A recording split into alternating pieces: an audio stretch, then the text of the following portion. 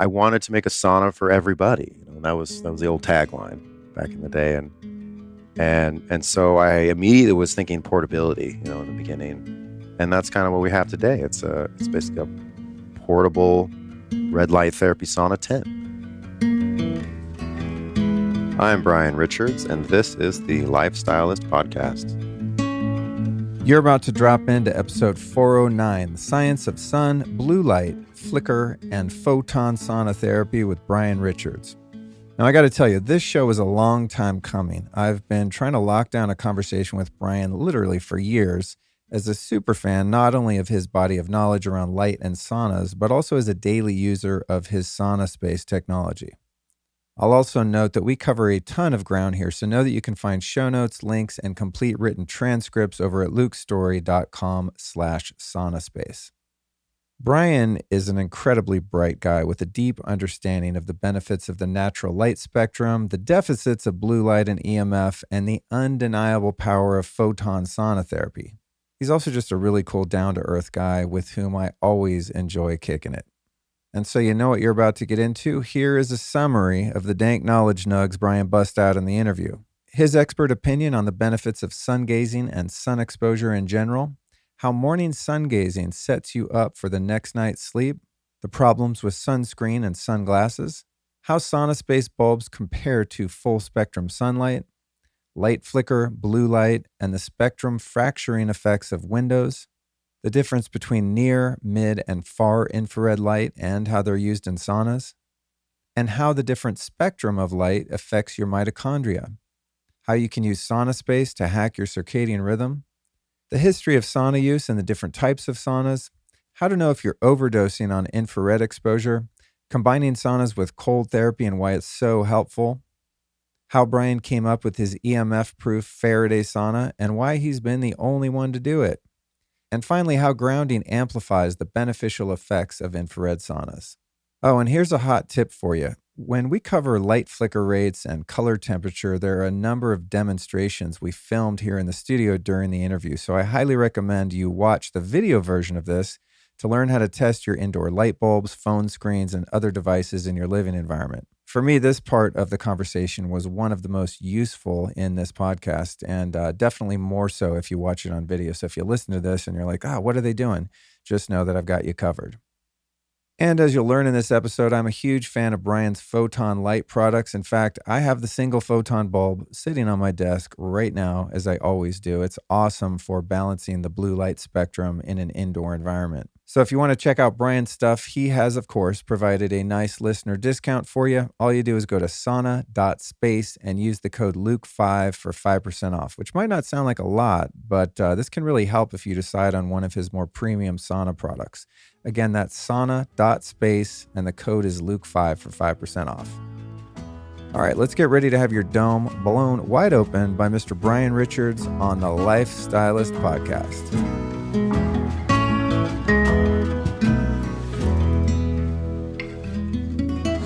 Brian Richards, we're finally doing it, dude. Thank you so much for having me here. Yeah, I remember meeting you years ago. God, this must be 5-6 years ago at a conference in Pasadena, and you had all these, you were at your SaunaSpace booth and you had all these laminated sort of slides in a book, and you were breaking down your knowledge on the light spectrum to me. And I was like, holy shit, I got to interview this guy. And then we've seen each other, over the years and hung out a bit, and I'm shocked that it's taken this long, but we're finally doing it.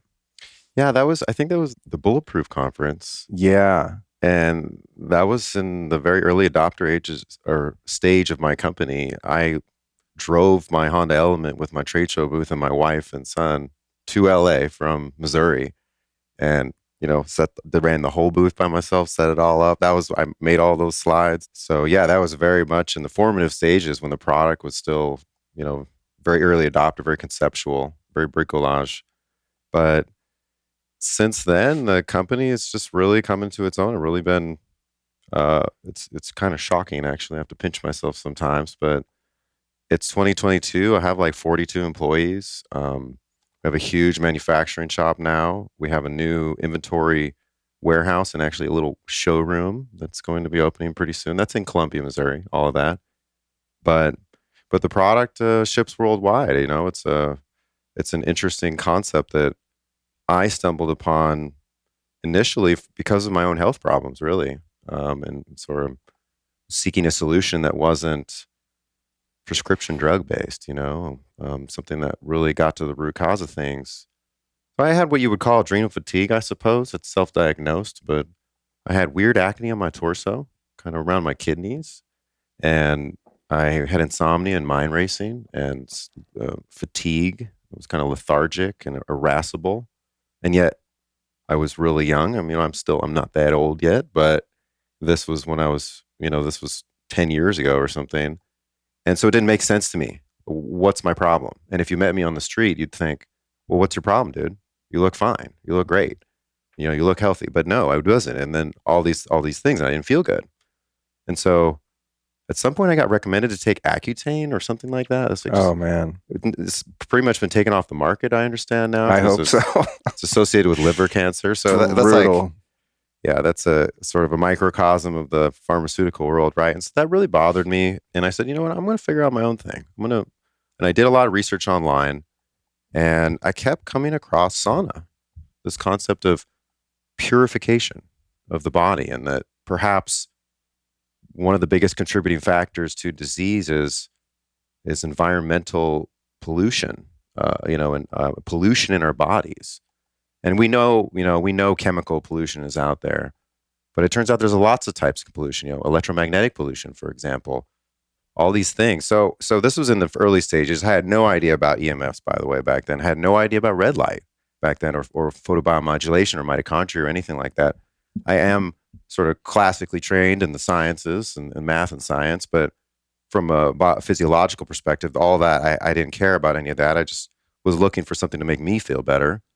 So in any case, sauna, right? So I was like, okay, I'll build my own sauna. I can figure this out. I'm kind of a tinkerer. And right before that, I kind of stumbled on what I do now, what is SaunaSpace now, and that is actually called the electric incandescent light bath. And it was invented by Dr. John Harvey Kellogg in 1891. So incandescent light bulbs were invented in like 1887, the modern version with the tungsten filament and the vacuum gas-filled glass chamber. That was like 1887. And electricity kind of at the same time, right? And then 3 years later, Dr. Kellogg looked at these and he's like, these lamps, these bulbs, there's something special about this. Let's use these to power a sauna. And so he also invented the electric arc light bath. So he had different types of incandescent bulbs. Arc lamps are much hotter, they're much more of a blue ultraviolet spectrum. But he was trying these different things. Essentially, in short, in his sanitarium in Battle Creek, Michigan, he set up his electric incandescent light baths, and over a period of years in the first decade of the 20th century, he ran like 50,000 invalids through it, which is a word that we used to use for sick people with disease. And he healed everything he came up against. And he has a whole protocol that he built down. And he discusses this, hundreds of thousands of sauna sessions that each one he was observing and his team was recording. And he wrote about all of it in a book called Light Therapeutics, published in 1910 by Dr. Kellogg. And you're like, whoa, light therapy, 1910. Man-made light therapy too, based on, the incandescence of the sun in nature. And then the concept was kind of lost and forgotten in time, along with many other things, actually. We know that with the rise of the American Medical Association, essentially, you had a lot of alternative therapies that were kind of ran out of town. They used to have cancer spas and sanitariums of different types where you'd go, little, sanitarium hospitals where you'd go and heal all across the U.S. And all of those were kind of stamped out by the late 30s, 40s, and 50s and disappeared. Chiropractics, for example, disappeared, came back finally in the 70s. But so there was this, there's also the work of Dr. Arthur Dinshaw and others. There's some really famous guys who dug deep into this light therapy stuff. The fact that we're plants, we can absorb light, not just for energy, but for repair and recuperation and so many other things. And they understood this, Luke, like 120 years ago. So what I do now, what SaunaSpace does now, literally has, first of all, it's the first electric sauna that was ever invented from a technological perspective. And it also is, it being the first, it has over 120 years of safe use. So those of you who are skeptical out there about this concept of the incandescent sauna, what we do, it's proven itself time and time again, and it's not just used as a sauna. It's used for, farmers use it to heat livestock. In the racehorse industry, you have these animals that are very expensive and they have to, if they get an injury or something that's really problematic. So they've been using these to heal wounds on racehorses for 50 years. Really? Yeah, yeah, yeah. Wow. And the whole concept of the photon, the single lamp therapy that you use, not just the sauna with 3 or 4 or 5 lamps in an enclosed space to promote sweating, but the single lamp therapy, the targeted therapy concept, that dates back, a long time. So many of us have grandparents who used to know about this. When you had a problem, they would just take a heat lamp and put it on that area. Now you kind of see them in some bathrooms, but again, the concept was kind of lost, even though it was so fascinating, it was so effective. And so you can look into all of that. There's a real famous light therapy kind of focused on the eyes and the skin research doctor named Alexander Wunsch. Oh yeah, I interviewed him. Yeah, you've interviewed him. Yeah, fascinating guy. So yeah, and he has this. He has a presentation he did for the Optical Society, the Ophthalmology Society of America or something. I think it's still on Vimeo, where he shows these amazing records and photos of stuff of people like healing, these big arc lamps and people like sitting under them in 1910 and 1905, and they're healing lupus vulgaris. So lupus used to kill people, back in the day, and so even before electricity, they understood about light therapy. Our ancestors understood a lot about light therapy. So, and I'm not talking about thousands of years ago. I'm talking about just pre-electricity. If you had lupus and you had some other skin conditions, they would use red stained glass and put that on the window. So you'd sit in front of a window that had red stained glass, right? And you'd sit and you'd absorb the rays of the sun. And the red stained glass filters out almost all of the ultraviolet and blue. And so what comes through, it's this healing component that we call infrared, near infrared particularly. And so they were healing 100% these diseases, like lupus that you could die from, using an informed understanding of light, how light heals, how we're healed by light. This whole, in the scientific world, they call it photobiomodulation. So that's light controlling biology. But for short, light therapy, or most people know it nowadays as red light therapy. So anyway, I built my electric incandescent light bath, right? This little bricolage, little tent thing that I made, plumbing pipe, banana clips, chicken wire. There was, it was pretty fugly. And yet I used it right before bed, and it totally, I slept amazing that night. I was like, I used it again the next night. Slept even better. And in fact, in just a few sessions, I felt like my insomnia had been cured. It was just gone. It wasn't an issue anymore. Where before I'd lay there in bed and, just my mind would be racing. I wasn't really depressed or anxious or anything. I'd just sit there. I'd be thinking about all this stuff and couldn't fall asleep. So I was so intrigued at that point that it fixed this problem that I had with this inability to sleep well and go to sleep easily, that I began to use it every day, pretty much 4 or 5 days a week, long sessions, 35-minute sessions, and even longer for many months, probably 6 months. And it was at the end of it that I realized, wow, it was probably like adrenal fatigue or adrenal burnout a lot of people have, where you're basically toxic and you're low energy, and your adrenals don't respond well to the hormonal signals anymore, and you're just kind of worn out. You're worn out like a worn out rag, and you need a reboot and a reset. So my acne was gone.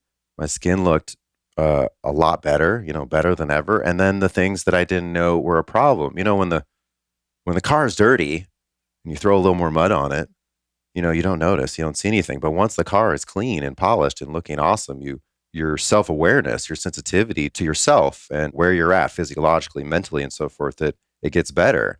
And so I didn't realize that I had brain fog, and I did. And all of a sudden, my energy levels were really high. I didn't have any lethargy anymore. I was more patient, even with my mom. Um, this sort of irascibility that I had, this bitchiness, that totally went away. And I was just like, wow, I'm like, I kind of achieved what I think everybody wants, whether you're a man or a woman, whoever you are, everybody just wants to look and feel better. It's a simple thing. And so the question is like, how do you get there? So for me, this was my aha. I was like, wow, this thing works really well.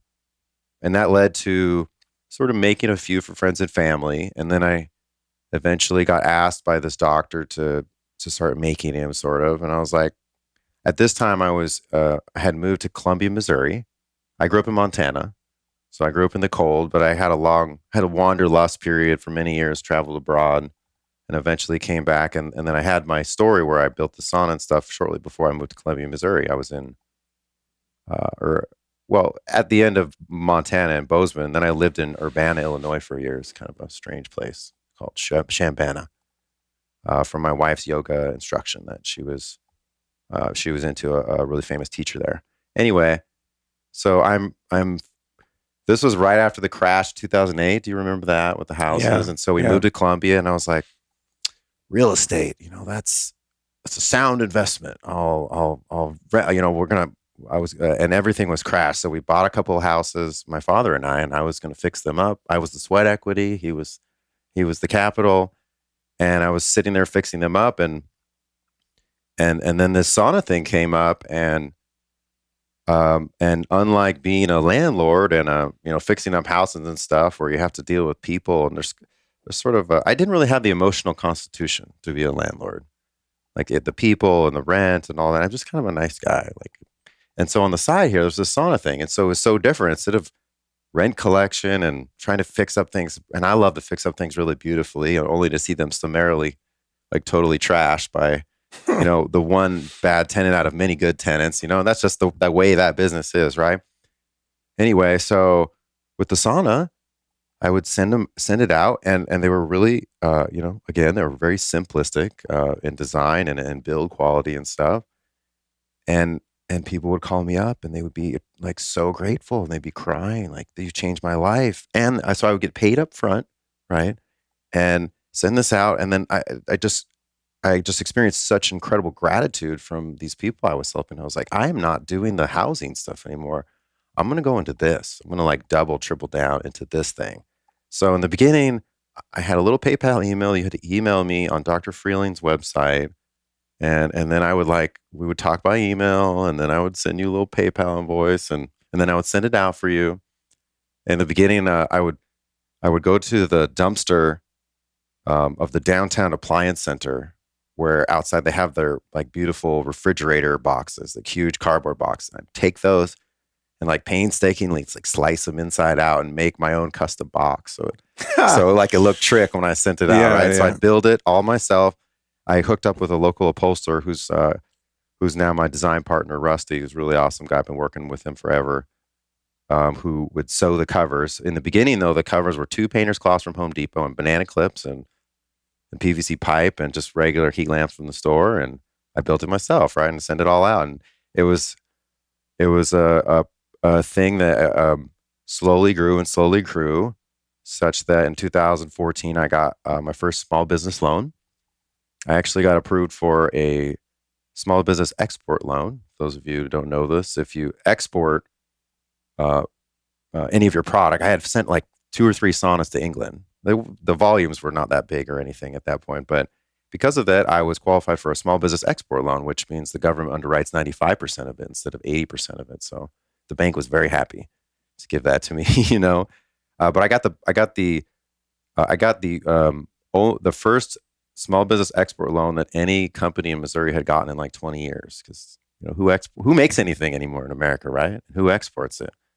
So that was my journey in the beginning. I got the loan, and then I bought this wood cutting robot, this huge CNC machine that like cuts wood, and it's computer controlled.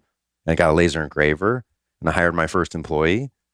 And that did not work out very well. Let him go, after 6 weeks or something. But slowly, continually, just held on to the good. Wasn't satisfied with what I had. Kind of clawed my way forward. I ended up getting 3 business loans over the period of the last 6 or 7 years. We almost went bankrupt like 2 times. One time I had to borrow like $10,000 from my mother. It was super super humbling, really humiliating actually. But I did what I had to, and so, but then we slowly improved the quality of the product, and we got some endorsements, some pretty cool ones. Dr. Mercola was a big one.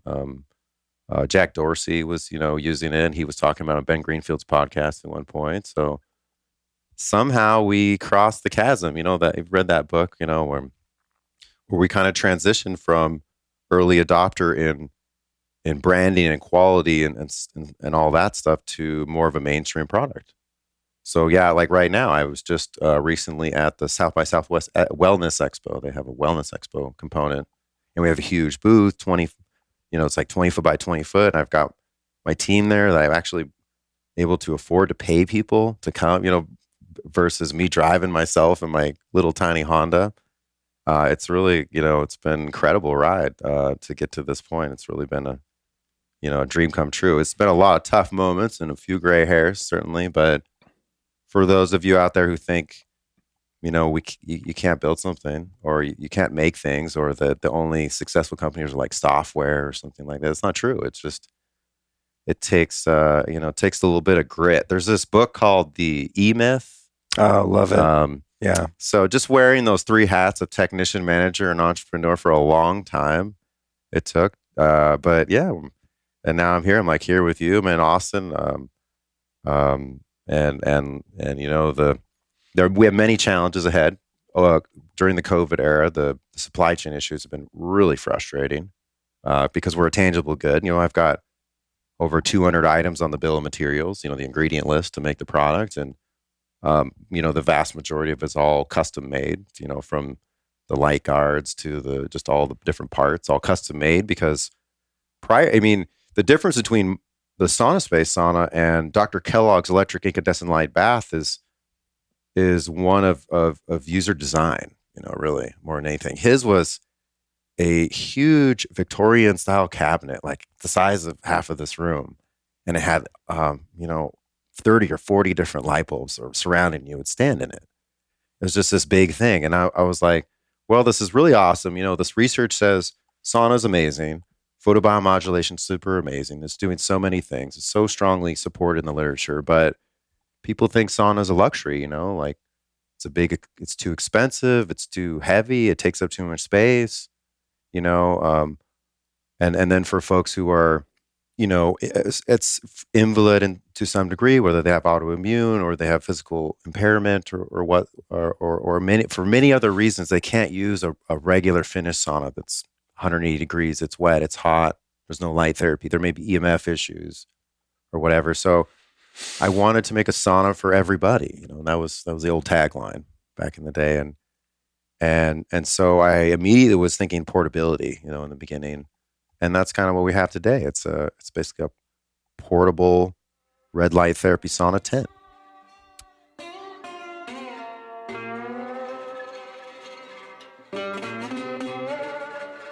This show and my lifestyle in general is all about achieving maximum health on all levels: mental, emotional, spiritual, and of course, physical. When it comes to the physical, I do my best to avoid guesswork, which is why I love this company, Inside Tracker. They've created an ultra-personalized performance system that analyzes data from your blood, DNA, lifestyle, and even fitness tracker to help you optimize your body and reach your wellness goals. Getting all of this info about your body adds an exponential level of precision and customization to your Inside Tracker action plan. And when it comes to biomarker testing, I want to go for the max level of health, not the average. For example, my recent Inside Tracker testing revealed that my inner age is 47, which is cool because I'm currently 51. But I also found that my cortisol and LDL cholesterol was high.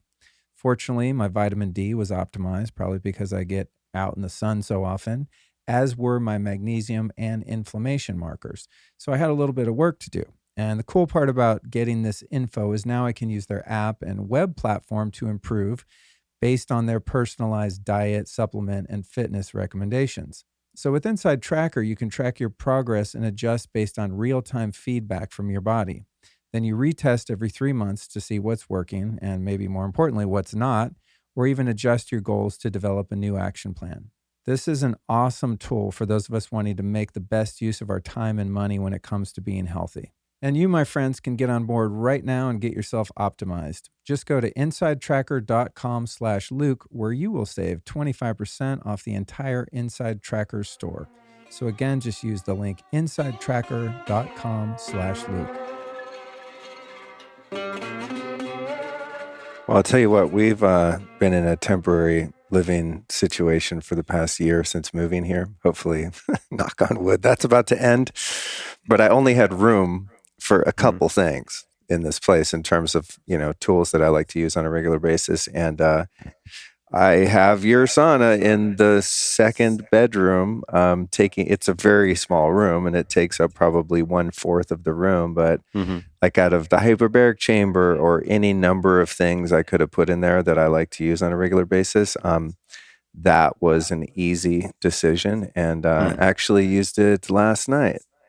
So I thank you. And I wasn't expecting to kind of explore the journey of getting here from where you started, but I think it's really important for people, especially right now where so many people have lost their vocation or are kind of starting over, rethinking their lives and their sense of purpose and what they want to do with themselves. And I love the story of someone with an idea that starts with nothing, just this etheric idea and seeing a need in their own lives, fulfilling that need and going, wow, I just fulfilled a need I had.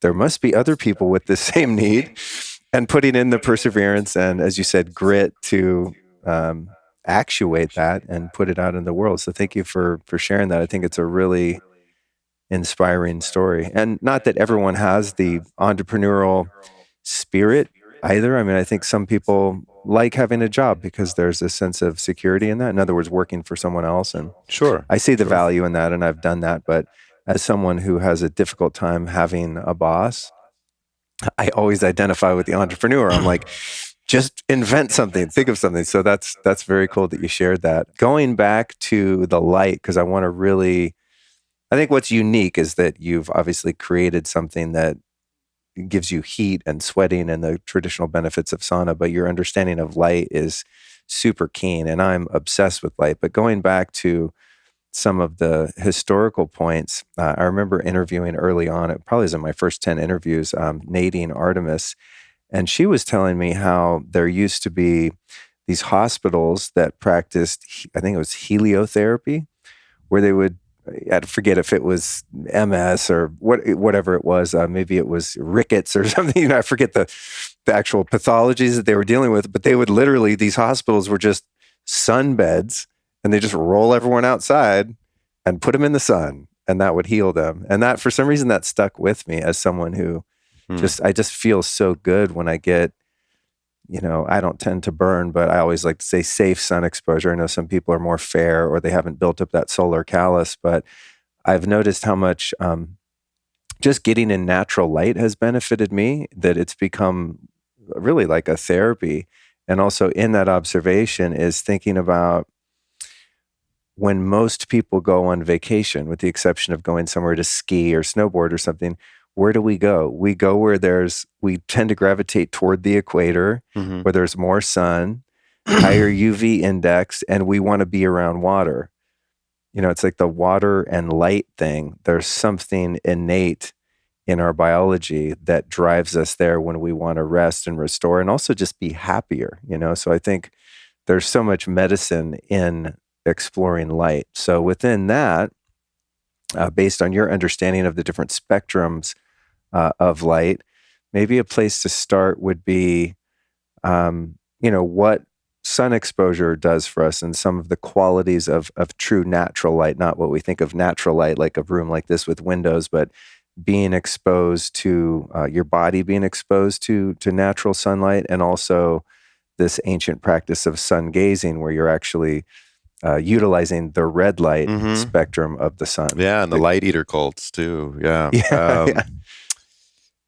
We, in modernity, the modern, in the West, particularly in the West, in the Western civilization, but and particularly like in the last 100 years with the scientific revolutions and now the technology of revolutions and now the information revolution of the internet and all that, we as humans, not you, not me, maybe but in general, we've developed an arrogance wherein because there's so many technologies that have improved our lot in life, air conditioning, indoor plumbing, these like brilliant things that have, they're helping us to live longer and more healthy in many ways. We presume that all of technology and all of technological advancement is beneficial, but the that doesn't square with our biology, which is ancient. This body is, 1 million years old or whatever, 30,000 years old. Our biology has not evolved really at all in the last 100 years, or really much in the last 1,000 years. Maybe a little bit, but we're still programmed from like the holistic level in our whole body, but also in the cellular level in our mitochondria, in the quantum level, even below that. We're programmed to get what our ancestors got 1,000 years ago, and I would argue even before that, even pre-agriculture, agricultural based diets that we have nowadays. That's what we ideally are programmed for. But particularly if you look at like the last 100 years, we have a billion times more microwave signal in the world. That's all man-made, what's called non-native EMF. It's not the native electromagnetism of the earth that we're programmed to get. And the long story short is the synthetic world we've created that we live in is unfortunately very deleterious to our health. It's very toxic. But unfortunately, here we are. We have to, work for a living. I myself am included in that. I work in front of two huge 27-inch screens for many hours a day. And yet, that's not what we're supposed to get. So what we're supposed to get is the sun, is sunlight, many hours a day. And those of us who have a genetic predisposition to get more sun exposure are darker skinned. So someone who is of African American descent needs 3 or 4 times the amount of sun because they have so much more pigmentation in their skin that is really a defense mechanism from the killer wavelengths of the sun, ultraviolet and blue. But nonetheless, that's the case. So you saw that with the COVID era that folks with African American descent were more inclined, it appeared, to be more immune compromised more easily, particularly because they are living in the same, those who live in the U.S. are living in the same Western synthetic world where we live indoors all day long under blue fluorescent LED light, and it's all this toxic junk light. So, but back to your question, to the sun, it's like, why does the sun help us so much? Most people think it's vitamin D, which comes from the ultraviolet light, which is ionizing radiation. The truth is, when it's in the winter, people get more sick. They're more indoors, right? Vitamin D levels are down. And that's true. And vitamin D is great. We know people, will supplement vitamin D when they get sick, when they have illness or whatever. It's very successful. But what else is going on? Because ultraviolet light forms a very small percentage of sunlight, and blue light as well, which ultraviolet light and blue light are right next to each other, right? You got ultraviolet light is, 200 to 400 nanometers or so. And then you have the visible light spectrum, and that's Roy G. Biv backwards, right? So blue is right next to ultraviolet. It's not quite ionizing radiation, so it doesn't damage your DNA directly. But now we know that's why people wear blue light blockers and such. Blue light causes free radical formation. Even in the very mainstream world, they call it high energy visible light, which I understand you have your own really sick glasses now. So I do. Super. Gilded, the blue blockers gilded, yeah. Gilded. It's funny, when we were going to do this interview, I was like, I should bring my glasses because we're having a little show and tell. And for those watching the video, we're going to be testing some of the spectrums of light and light flicker and stuff like that. But yeah, I took it upon myself to make some blue blockers that I thought were cool looking and scientifically valid. Yeah, more power to you, because it's super. It's not optimal to be in front of blue only light, and so let's get into that. So So with the sun, a very small percentage is ultraviolet and blue. What happens to form the largest plurality of sunlight? Near infrared light. So it's actually, if we go back to the spectrum, we have ultra from high energy, high frequency, going to low energy, low frequency, longer wavelength. We have, we have like gamma rays and X-rays and that crazy stuff, and then ultraviolet light, blue light, visible light spectrum, which the lowest frequency, the lowest energy is red. And then we get into what's called the infrared spectrum. It's and the first chunk of that is called near infrared. And it's near infrared, it's referred to as near because it's next to red. And of course, these names and these bands are a bit arbitrarily defined by us human scientists, but nonetheless, the fact of the matter remains, if you look at the sun spectrum, it's this big bell curve with this long tail into infrared, and it peaks in the visible range. And 41% of sunlight is in the near infrared band. And if you add red light to that, which is like 11, 12, 13% or something like that, you have the majority of sunlight is either red light or near infrared light. And so these are, that I think is its own statement. If you look at the nutrifying power of the sun nourishes all life on Earth, right? There wouldn't be anything without the sun. What's the biggest component of sunlight? It's near infrared. Some red, but mostly actually near infrared. So high energy infrared. And there's also certainly a fair amount of the mid infrared and the far infrared. So if we look at the sun, it's like, okay, in the winter, we're low vitamin D. We're not getting enough of that, but we're not really getting, I mean, it's not so much the ultraviolet and blue, although those are important, dose dependent. Blue light is important for building up melatonin production in the pineal gland during the day. So we are designed to get some ultraviolet and blue light, but it doesn't really promote all this regeneration and healing and repair and recuperation as does the near infrared and red light via the mitochondrial activation systems, which are in every cell of the body. So basically, the biggest chunk of sunlight just so happens to, number one, stimulate mitochondrial responses in the body, and we'll go into that. There's mitochondria in every cell of the body except red blood cells, but also the same narrow band of near infrared, particularly the 700 to 1,000 nanometer infrared, is the deepest penetrating of wavelengths into biological tissue. So if we talk about doing light therapy in the brain, right? What's the brain protected by? The skull, the thickest bone tissue in the body.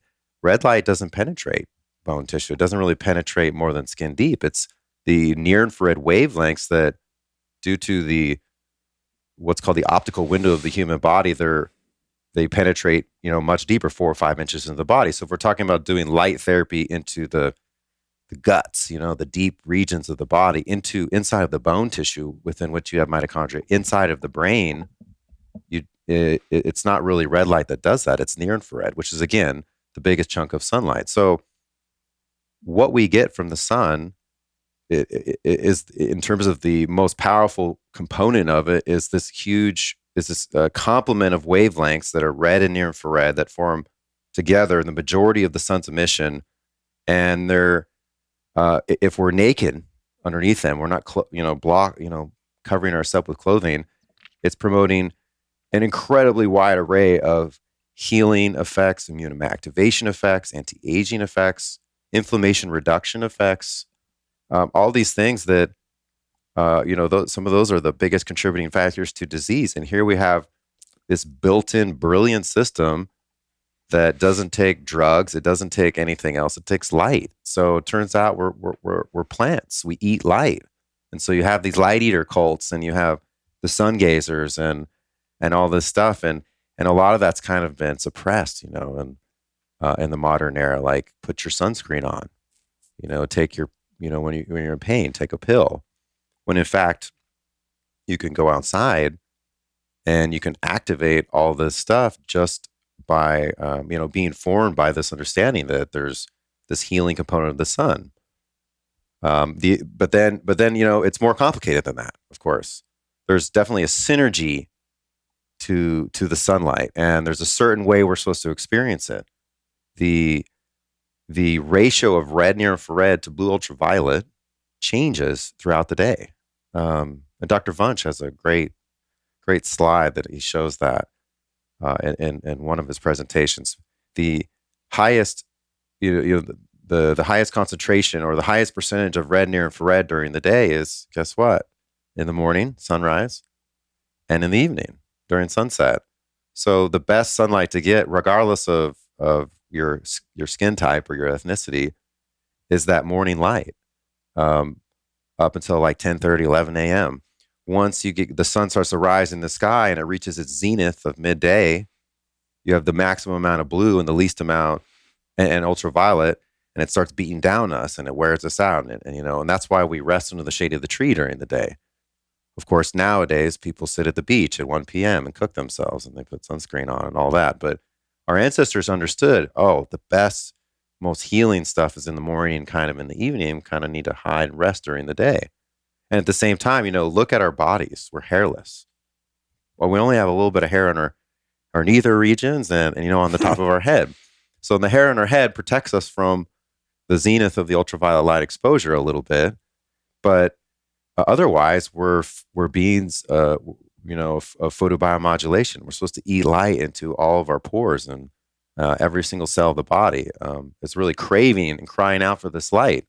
And so our ancestors understood this, but nowadays, modern observation, scientific studies, with all of their limitations, are buttressing the ancient wisdom. Yes, this stuff does work. We have mitochondria. The mitochondria has the cytochrome C, a light receptor protein that has absorption bands only for red and near infrared wavelengths of light. And when you shine this special wavelength of light on it with a very minimal dose, by the way, you can get a biologically impactful photobiomodulation dose from a fireplace, from a bonfire.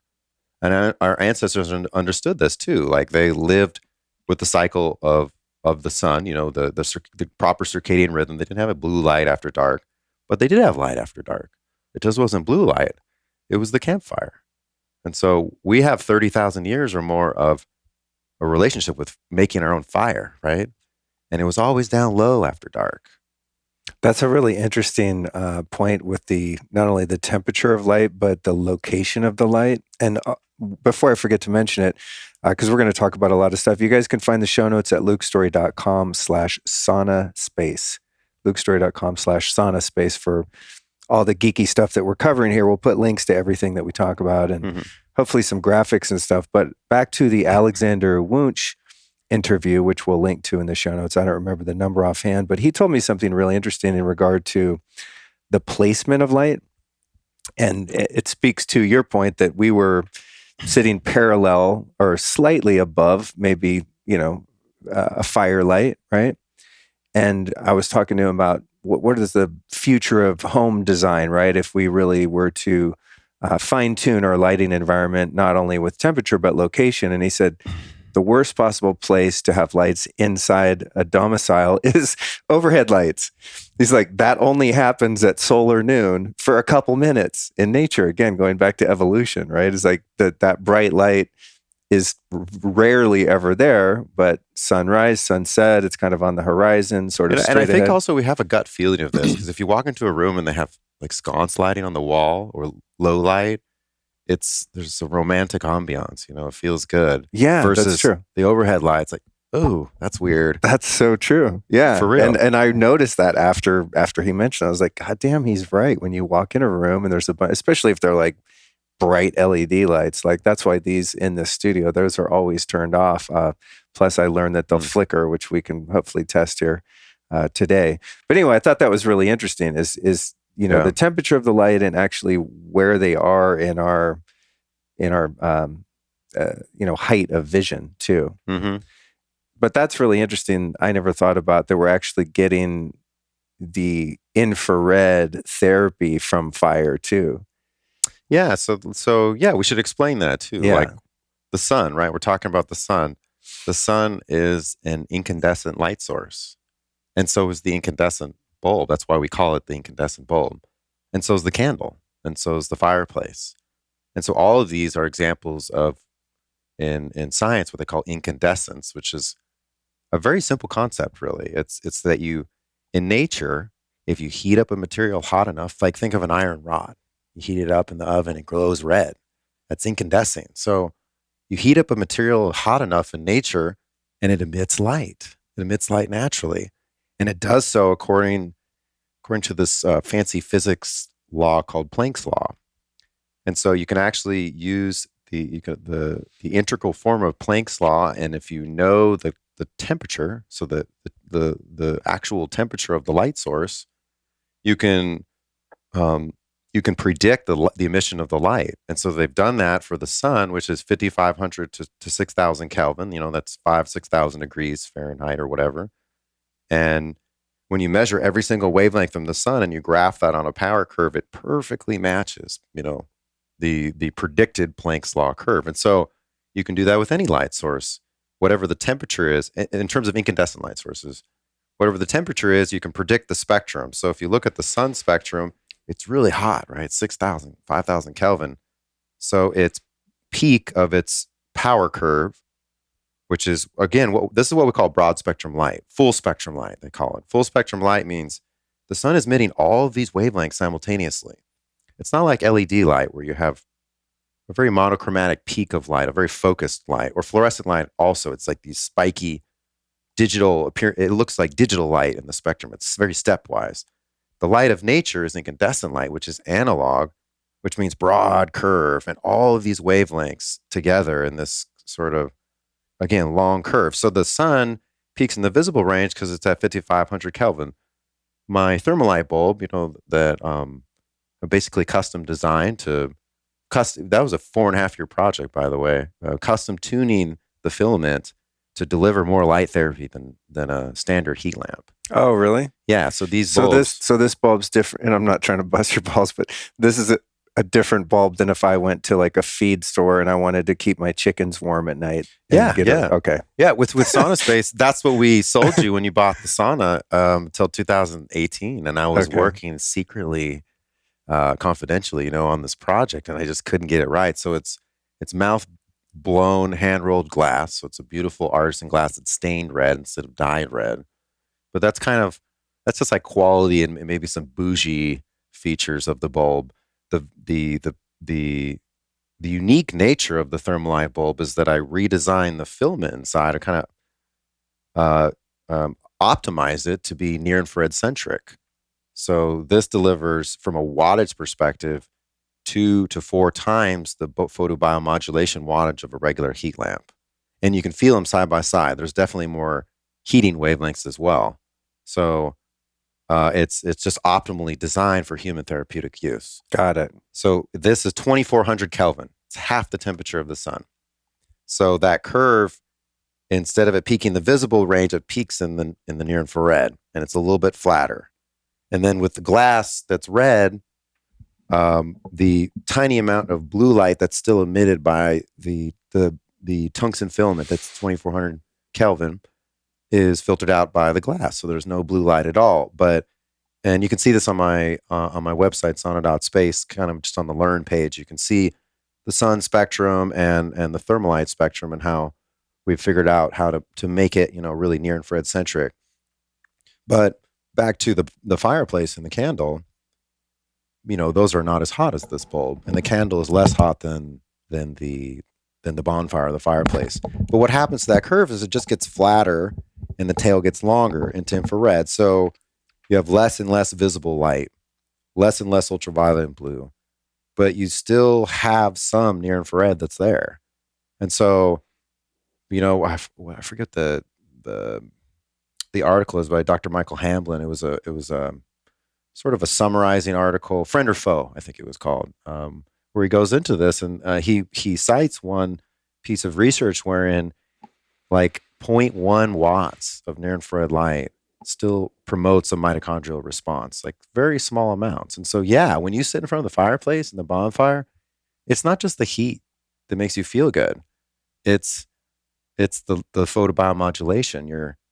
You're energizing your cells and promoting this healing and inflammation reduction, and all these things that are just like, in the brain cells. Photobiomodulation causes release of serotonin and dopamine, so it makes you happier. It also, the near infrared light, for example, which is the only way to stimulate this mitochondrial response in the brain, because that's the only wavelength that gets in there. It does a couple things. It's not just stimulating this healing and structuring the water, of course, and correcting the bioavailability and the functioning of the water for its own purposes in the cells and in between the cells. It's also been shown, for example, to promote a mesenchymal stem cell release from the bone tissue in the skull, and then those stem cells go into the brain cells and work with the photobiomodulation to break up amyloid plaque.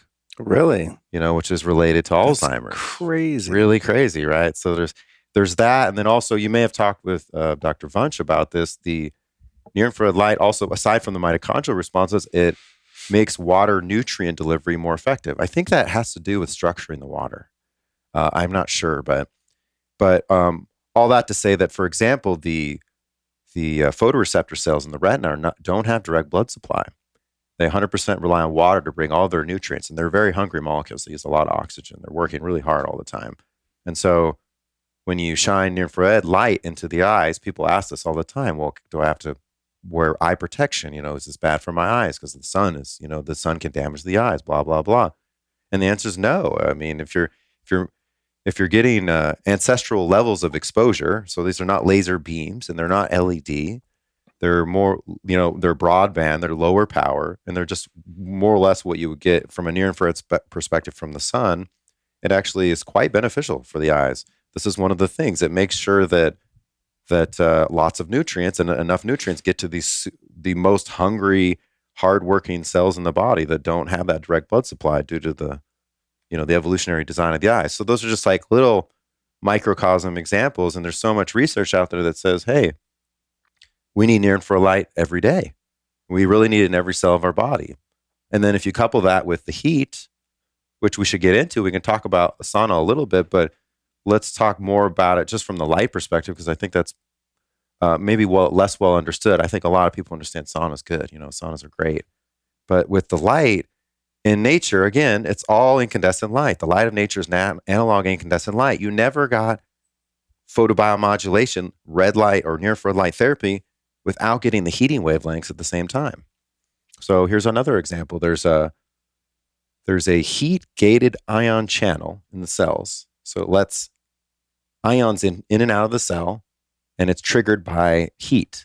But near infrared light can structure water in the cell, and then a structured water molecule can sit on top of this gate and upregulate the gate. So that's just one example of how clearly our biology is programmed to get heat absorbed wavelengths and mitochondrial stimulating light wavelengths at the same time. That's super interesting. I probably don't have to tell you this, but there's a lot of confusion about air purifiers. And I've tried a bunch of them over the years, and it's been really tough to weed through the hype to find the best. And I gotta say, my current favorite is by far the AirDoctor. They use an UltraHEPA filter that's been independently tested to remove 99.99% of tested bacteria and viruses, plus other nasties like pollen, dust, and smoke. It also captures particles and chemicals, including a wide range of pollutants like gases and formaldehyde. I also love how quiet they are. In fact, 30% lower noise level than other companies. And the AirDoctor filters also have something called auto mode, which is a feature that uses a laser sensor to detect air quality and automatically adjust to the correct filtration level, as well as a clean filter notification, which takes the guesswork out of maintenance. So it's kind of a one or done thing here. Plus, they did something really smart with the dim mode, which turns off all of the indicator lights so it doesn't blast you with a blue light at night. I was really stoked to find that feature. And if you're wondering why I'm so hyped on this, I got to tell you, air filtration is incredibly important because indoor air can be 2 to 5 or even up to 100 times more polluted than outdoor air, according to EPA research. And sadly, we Americans, at least, spend 90% of our time indoors. Well, hopefully, if you listen to this podcast, you are inside much less, but you still deserve clean air inside all of the time, especially when you sleep. So visit airdoctorpro.com/Luke right now, and you can save up to $300 on any of their 3 size units. That's airdoctorpro.com/Luke. Check it out. I'm thinking about the thing I was referencing earlier, where we intuitively, when we have leisure time, we like to go where there's bright sun. Mm-hmm. And also to the point of the campfire. I mean, we go camping, right? When we want to get away from our day-to-day life we don't maybe realize it, but sitting in front of TVs and devices and things like that, we want to get out into the woods. And so that's another type of vacation, right? You go to Cancun and stay at a hotel and go lay on the beach, right? Or you go to the woods and you go camping, and that's got to be one of the reasons that we love to do that so much. I mean, can you imagine going camping, pitching a tent, and be like, you guys, let's not light a fire. It's kind of outdated. It's like everyone can't wait to sit around the fire. There's an ancestral sort of innate desire to be near that fire and near fire in communion, right? And whether it's, a formal ceremony or just sitting around telling stories and jokes or whatever with your friends and family. But there's something that draws us near other than just wanting to be warm at night. There's something that we know is healing and restorative about that fire, about that spectrum of light, as you said, combined with the heat, right? It's just like the best thing ever. It's really interesting. Yeah, well, we've really convinced ourselves that, we know better. And we're indoors, and we live these synthetic indoor lifestyles now. And there's so many more things that are going on here. It's not just light. We used to have intermittent access to food. Now we have constant access to food. We used to experience lots of temperature changes and not just heat. And we love heat, but the human body is also programmed to get really cold and like deal with that. It's really resilient. And yet nowadays we live under these perfectly climate controlled conditions all day long indoors. And so all of these things are, it's kind of this concept of homeostasis. When you get and you build a habit for something, you get stuck into something, or they're physiologically from a homeostasis perspective, or just habitually from a habit perspective, you convince yourself that this is the norm. This is okay. And this is the norm nowadays, but it's not normal for humans. It's just been normalized, this living indoors. And so I think, we're not even conscious of it, how much we crave that ancestral environment that has sunlight, that has light, that has heat, that doesn't have all this crazy toxic blue light, that doesn't have EMF all the time, that and then also, it's like cold outside. It's like, how good it feels, right, to go camping and it's really cold out and you're by the fire and it's warm on your face, but like behind you it's cold. You have these just variances in temperature and so forth that is so perfectly controlled in our modern environment that we miss that. So I think you're definitely onto something there. For me, I was like, okay, well, you can go on vacation. Most people go on vacation maybe a couple times a year, but what the hell do you do the rest of the time? And so for me, it's all, I've really focused, especially with this Photon product that wasn't originally available. That came much later. You referring to the single light. The single light that you can set on not your just desk. the full sauna, Yeah. but the single, what we call the photon therapy light. So it's a single thermalite bulb and a fixture that's safe to use and stuff. And the idea is that, hey, okay, we recognize our indoor environments are super artificial, they're super synthetic. How can we make them more naturalistic? Like, how do we bring that naturalism back into the modern world? And so this is a big part of it, and we'll show that here in a little bit with the meters. You don't have to, become a hermit and like reject all the creature comforts of modernity and technology and go live somewhere to be a biohacker, and to live this ancestral lifestyle. I'm all about like integrating the two together. And so bringing things like the Photon, into your room and correcting the light that you have indoors has a huge impact on not just your health, but, your mood and the ambiance of the area. And so, we need to basically, like, what is biohacking? It's, people think hacking is cheating, or something. That's sort of the pejorative meaning of it. But the good part of it is we're really trying to trick our body into thinking it's in its natural environment. That's exactly the way I think about it. And so that's what we're doing. And so whatever we can do, whether it's, EMF shielding, or it's correcting the lighting environment, or, from a real food is medicine perspective. And there's so many awesome products out there to help re-optimize our lives. That's all we're doing is our bodies are crying out for that ancestral space, that ancestral environment. I always say, none of these supplements or technologies like yours or any of the other ones would have been necessary 16,000 years ago. You know what I mean?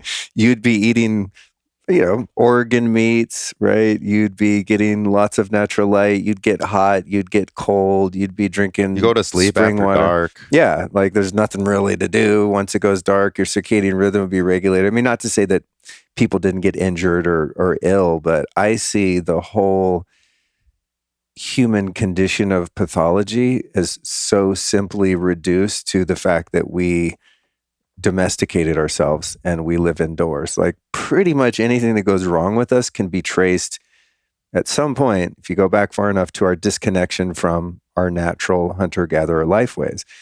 But as you said, I mean, going back is impossible because that world doesn't exist anymore.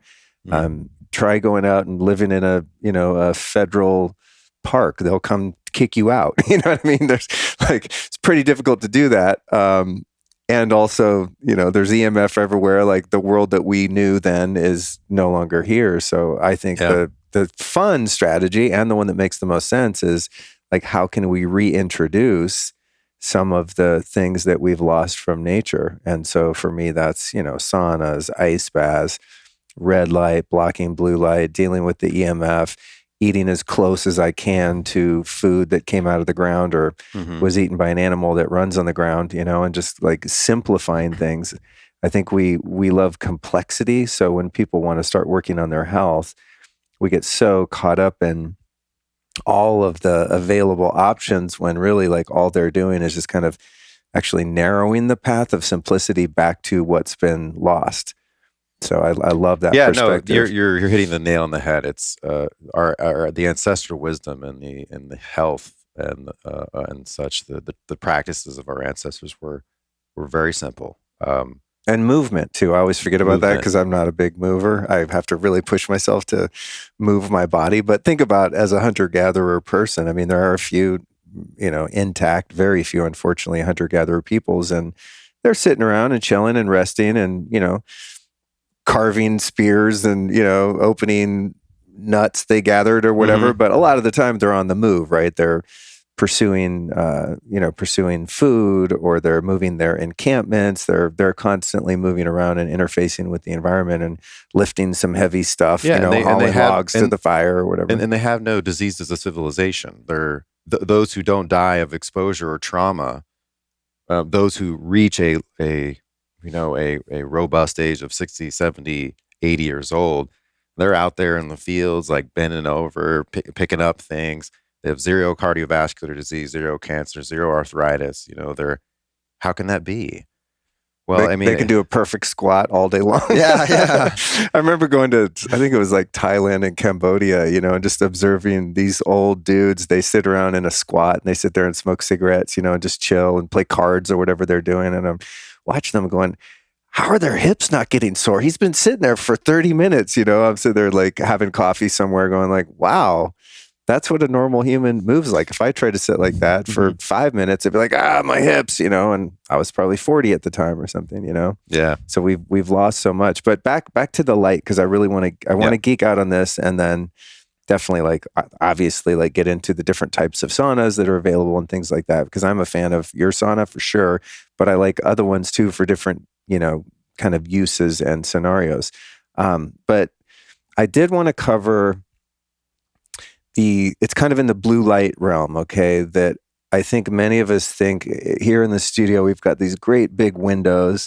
And if you walked in here with a realtor checking it out, they'd be like, and the room has a lot of natural light. That's what we think of as natural light. But we can see from the spectrometer or just an understanding of glass, that we're actually creating like a fake blue light if we're behind glass in our car, in an airplane, in an office, in our home, or wearing glasses. We're both wearing glasses right now, or contact lenses, and of course with sunscreen. Now, my understanding is, and correct me if I'm wrong, because I often get this wrong, we're, by going behind glass or glasses, contacts, etc., we're eliminating, is it the UVB that gets cut out or the UVA? I always forget which one. Or do you even know?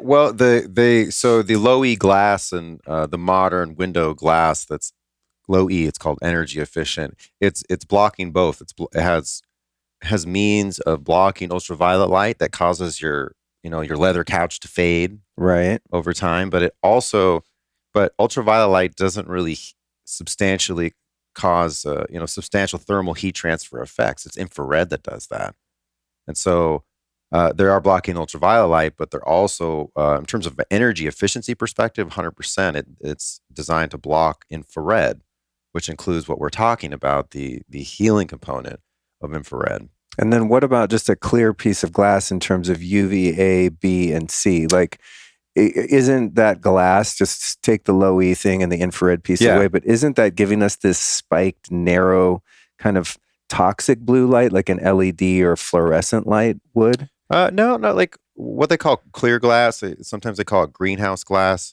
So there's definitely a little bit of loss of transmissibility. The transmissibility, I think it's called. So like not 100% of the light goes through, no matter what. Also with the thermal light bulb, what we use is it's a little bit less than 100% that comes through. But clear glass, greenhouse glass, is just that. Like plants, they need the full spectrum, right? And you can fake it a little bit. Like at the show, they have these little lettuce pod things where it's just a row of LED white and blue LEDs, but you can see there's some reds mixed in with them, and so you can simulate it from artificial light perspective and kind of get there just like you can do with humans. And so with blue light is a sympathetic stressor, so it gets us all jacked up. The entertainment and the consumer industry understands this. That's why when you go to the casino, all the windows are blocked out and the LED lights are super bright.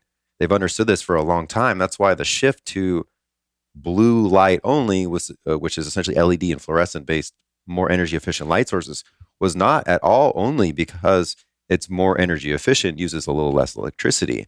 It was absolutely, from a consumerist mindset, designed to leverage the power of blue light to convince people to get excited and to buy things and to be interested in things and to catch people's interest. So I've always thought about that, because if you walk into, well, I made everyone, but if I walk into Target, Home Depot, like any of these, Best Buy, it's, the lighting makes me feel crazy.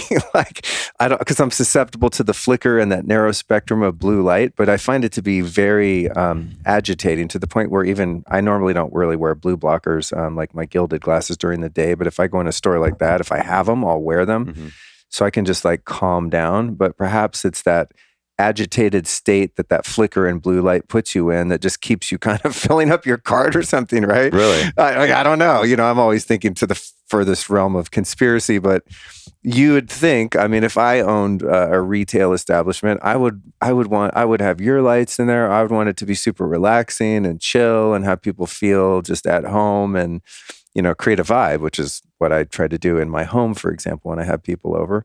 But yeah, it seems like the lighting that we're exposed to in schools and hospitals, big box stores, wherever there's large buildings, is very irritating light.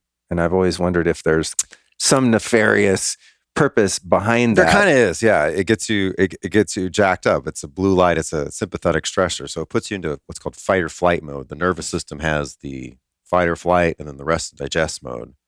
And ancestral humans were 90% of the day in rest and digest, which should really be called rest and digest and heal, what's called parasympathetic nervous state. And nowadays, in the modern era, we're flipped on that. We're 90% of the day. I definitely am right in now. fight or flight, and so unfortunately, in health, it seems like although it's very important to exercise, there's too much focus on just exercise as a means of achieving health. And and not enough on this idea of purification and recuperation and rest, which is, not just sauna, although sauna I think is the best for purification. There's also sleep. Sleep is so important, and the two are really intertwined, and we're very dependent on light. We're beings of light. We're light eaters, right? I keep saying that we're so much less biochemical than we are bioelectric and electromagnetic at the quantum level. We literally absorb light at the cellular level. It causes all this healing stuff. We have voltage gates in the cells, like the voltage gated calcium ion channels that are very sensitive to man-made electric fields, like the microwave signals. We have all these different systems in the bodies that are electric, and it's totally to our detriment that we are exposed to all this electromagnetism again. That's not that of nature, what's called native EMF. So people mix the two together and they think, oh, EMFs are all bad. Well, the sunlight is EMF. It's electromagnetism. The Schumann frequency of the earth, like 7.83 hertz. That's a really low, long wavelength, but that's like right in the brain wavelength bands, the beta and the theta and all the brain waves. That's all like whatever, 4 or 5 hertz to 20 or 30 hertz. These really long wavelengths those are the brain waves. So we're very subject to all this. God, that's crazy to think about that versus EMF in the megahertz and gigahertz range. There wasn't much of the megahertz and the gigahertz range, and of course now with 5G and stuff, that's crazy. There's so much that wasn't before. But and some of the stuff we the more we learn about this, we can either use it for good, I think, or we can use it for evil. Like there's this concept. I did a report on that actually when I was in college on brain entrainment, and they have that like the whole CIA mind control stuff of the conspiracy theories is really, really not so conspiratorial. It's in fact, there's a lot of robust science behind it. You can stimulate a human brain with a brain wave, like in the 15 hertz range or 20 hertz range, and you can achieve what's called resonance, wherein when the two frequencies match each other, they resonate with each other, and then the destination frequency. So in the brain wave, once you change the stimulus wave, it will track it. So you can shoot basically brain wave frequencies at the brain, and then you can change the frequency, and the brain will follow. And this whole idea of like creating a voice in people's mind and all that—that's very well documented. You can do this, man, because we're subject to all this electricity. For better or worse. Why someone needs to invent a proper tinfoil hat. That's the purpose of tinfoil hats, is to stop that stuff. But yeah, it's very interesting. Yeah, and I could go on that shit forever. But actually, you can look at these military grade weapons that use millimeter waves. Up in the gigahertz. They can use them for crowd control, right? Make everyone start burning and itching and going crazy and run in the other direction. It's not like totally. And guess what the body scanners are at the airports? That's millimeter wave technology. I do not walk through those. And guess what the new 5G 27 to 30 gigahertz band is? That's millimeter wave technology. It's called millimeter wave because the actual wavelength is about a millimeter long. Wow. So now the body scanner technology that's at the airports is flying through the air. And we're not even far away. Maybe 6G or 7G, we're going to have wireless power, wireless charging. Right. So, you won't even have a charging port anymore. You'll just walk down the street. Oh my God. And it'll be charging it. And of course, what is it doing to our biology? Bro, this is why I need to move to another planet with normal, smart people. I'm classifying myself as normal and smart. I wanted to ask you something though. Going back to the artificial indoor light, and then I want to play around with some of the lighting here. Hopefully we can catch it on video. So I've got this light. What do you call this one right here? This is the Photon. Okay, the Photon. So I've got a couple of these around. I have one in my sauna that's kind of down below the little stool. You have the Sauna Supreme. So it's next level. The biohacker. Yeah. A little more heat, a little more light, a little more intense. But I've been using this thing just in rooms in the daytime and nighttime to balance the light. So this one's yours that you brought because it's got the new cool little cage that's I think a bit more tricked out. But the one over there on my desk, the first thing I do when I walk in here is turn on that red light. because if I have the overhead lighting in here, it flickers. It's gnarly blue light. All blue only. Yeah, the studio light I have. Now, that one is made for video, so I don't think it flickers. We can test it, but it's a super gnarly blue spectrum. And I just feel better when I'm working in here and I have this red light next to me on my desk. It just feels like the light is more balanced. I'm like kind of hacking the lack of full spectrum light. And these are low E windows, so I'm not getting that red or near infrared light because that's, energy efficient and it's cutting. This is outside, but we're cutting it off with the glass. So aside from like the healing elements of the sauna and sweating and getting this light close to your skin, how can people use this as just like a light balancing tool in their home to mitigate blue light and flicker and things like that? Right. So first of all, just in a trying to mimic the sun spectrum and bring that full spectrum back into doors, like you said, all of our indoor lighting now is all blue only. There's none of this near infrared red. And we've already talked about not just how important it is, but how ubiquitous it is in our world in being outdoors. So with the low E glass, we blocked all the infrared. There's zero infrared in here at all. There's particularly no photobiomodulation infrared, the near infrared. Photobiomodulation is defined as using red or near infrared light to heal damaged or dying tissue or degenerate tissue, and also to optimize healthy tissue. And so what we're doing with this photon is we're just replacing that missing spectrum, that missing piece of the pie that you get from the sun. We're putting that back into your indoor environment. And just first of all, that is you're adding back in something that you're missing, that your body craves, right? And it's really important. But beyond that, it really has some intriguing, and we're going to show you right now, it really has an intriguing effect of canceling out the measurable blue light and canceling out also what you keep saying is flicker. So flicker is pulsing light, and pulsing light doesn't exist really in nature. Maybe Brian Hoyer told me that once, like of shielded helium, if the only time the ancestral humans experienced flickering light was if they were running really fast, like in the jungle, and in the starlight would be flickering, right? A little bit, yeah. But really, essentially, everything in nature is DC, it's direct current. So it's not a pulsed frequency where there's stoppages of the stimulus of the light. It's just constant light that doesn't flicker. But modern lighting and even low wattage incandescent lighting actually flickers because of the source of the electricity that we use for most everything is alternating current. And alternating current, it's great for carrying electricity over long distances with very little resistance, very little loss, efficiency wise.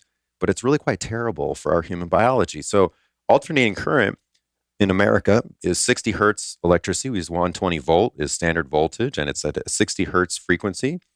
So what that means is 120 times a second, the current changes direction, alternating current, right? And when it changes direction, there's a very brief period where the source of electricity stops, like in terms of powering devices.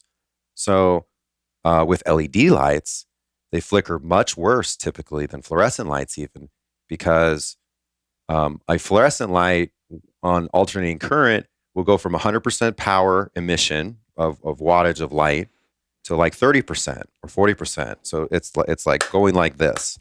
But the LED is going from 100% wattage emission to 0%, 120 times a second. So it's literally a strobe light. It's strobing you. And, you wouldn't do that you certainly wouldn't put a strobe light in front of a person who is autistic or, someone who was, had light sensitivities. But yet we do this. This is our primary source of light everywhere. It's increasingly more LED than it is fluorescent. Fluorescent's, interesting too. It's the original fluorescent bulbs were at like 120 and 200 frequency, the hertz, the ballast in there that produces the frequency. And they realized that people were getting a lot of headaches and stuff because the frequency was too low. And so the newer fluorescent ballasts run at like 400, 600, 800 hertz, 1,000 hertz anyway. So once the frequency was increased a lot, the noticeable flicker to the human being is reduced a little bit, and so it's less aggravating to you. But we are not using that. We're not using that knowledge and appreciating that with the production of LEDs. An LED is not incandescent light. LED is basically a computer chip that you run electricity through, and it begins to fluoresce. It emits light through fluorescence. And a typical LED, what you have, in most places, and what you have on screens, has a big blue light peak. Instead of it being this nice little curve of light, it has this huge blue spike, and then they add in other compounds, and they use different little computer chip technology tricks to make it fluoresce in the yellow or the red. So to the eyes, you can buy LEDs now that are tungsten colored, and it's the color temperature is more yellow. It's more tungsten, but it's hiding this very high concentration of blue light. But then on top of that, it's flickering, and flickering light is associated with migraines and headaches and insomnia and depression, so many other things. We all hate, there's some part of us that's aggravated, maybe not hate, but we're aggravated by working in front of the computer all day. Totally. It just sucks. I mean, right? That's the thing of walking into the big box stores. And people listening, I think I say this in one of our sponsors is Blue Blocks, and they make a really great red LED bulb that doesn't flicker. And so I always instruct people, if you're wondering if the light in your office or home or wherever flickers, is you can just take a slow motion video with your iPhone of the light and then watch it back, and you'll see it on, off, on, off, on, off, on, off. It's like a really easy way to test that. And I think about it in terms of how your pupil adjusts to the size of it, right, to let more or less light in.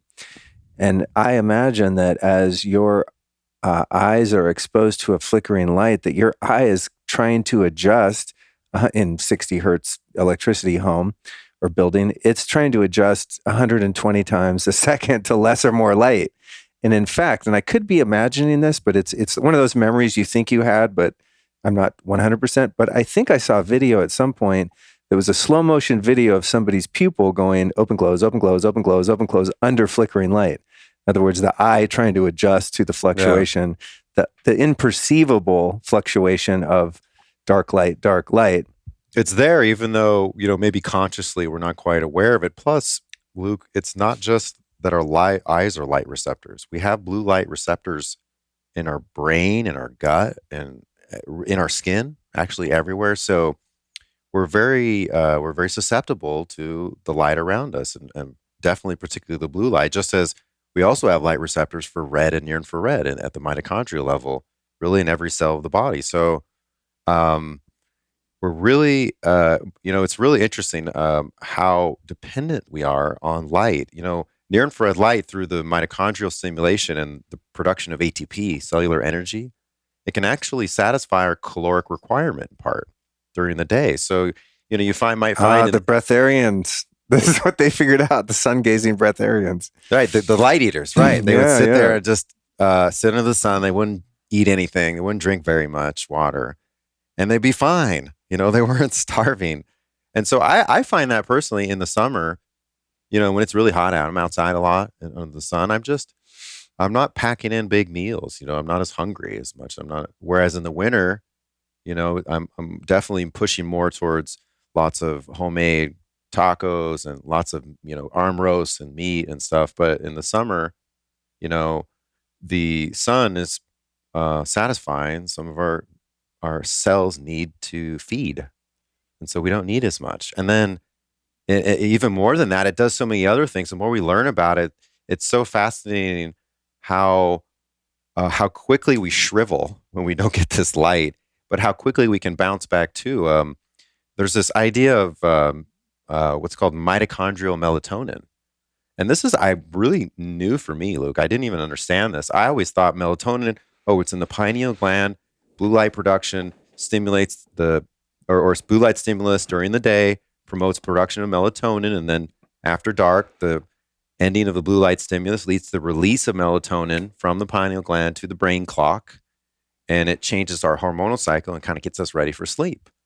Well, it turns out that it's like 94% of the body's melatonin is not in the pineal gland and not in the heart and lungs. And it's not anywhere else but in the mitochondria.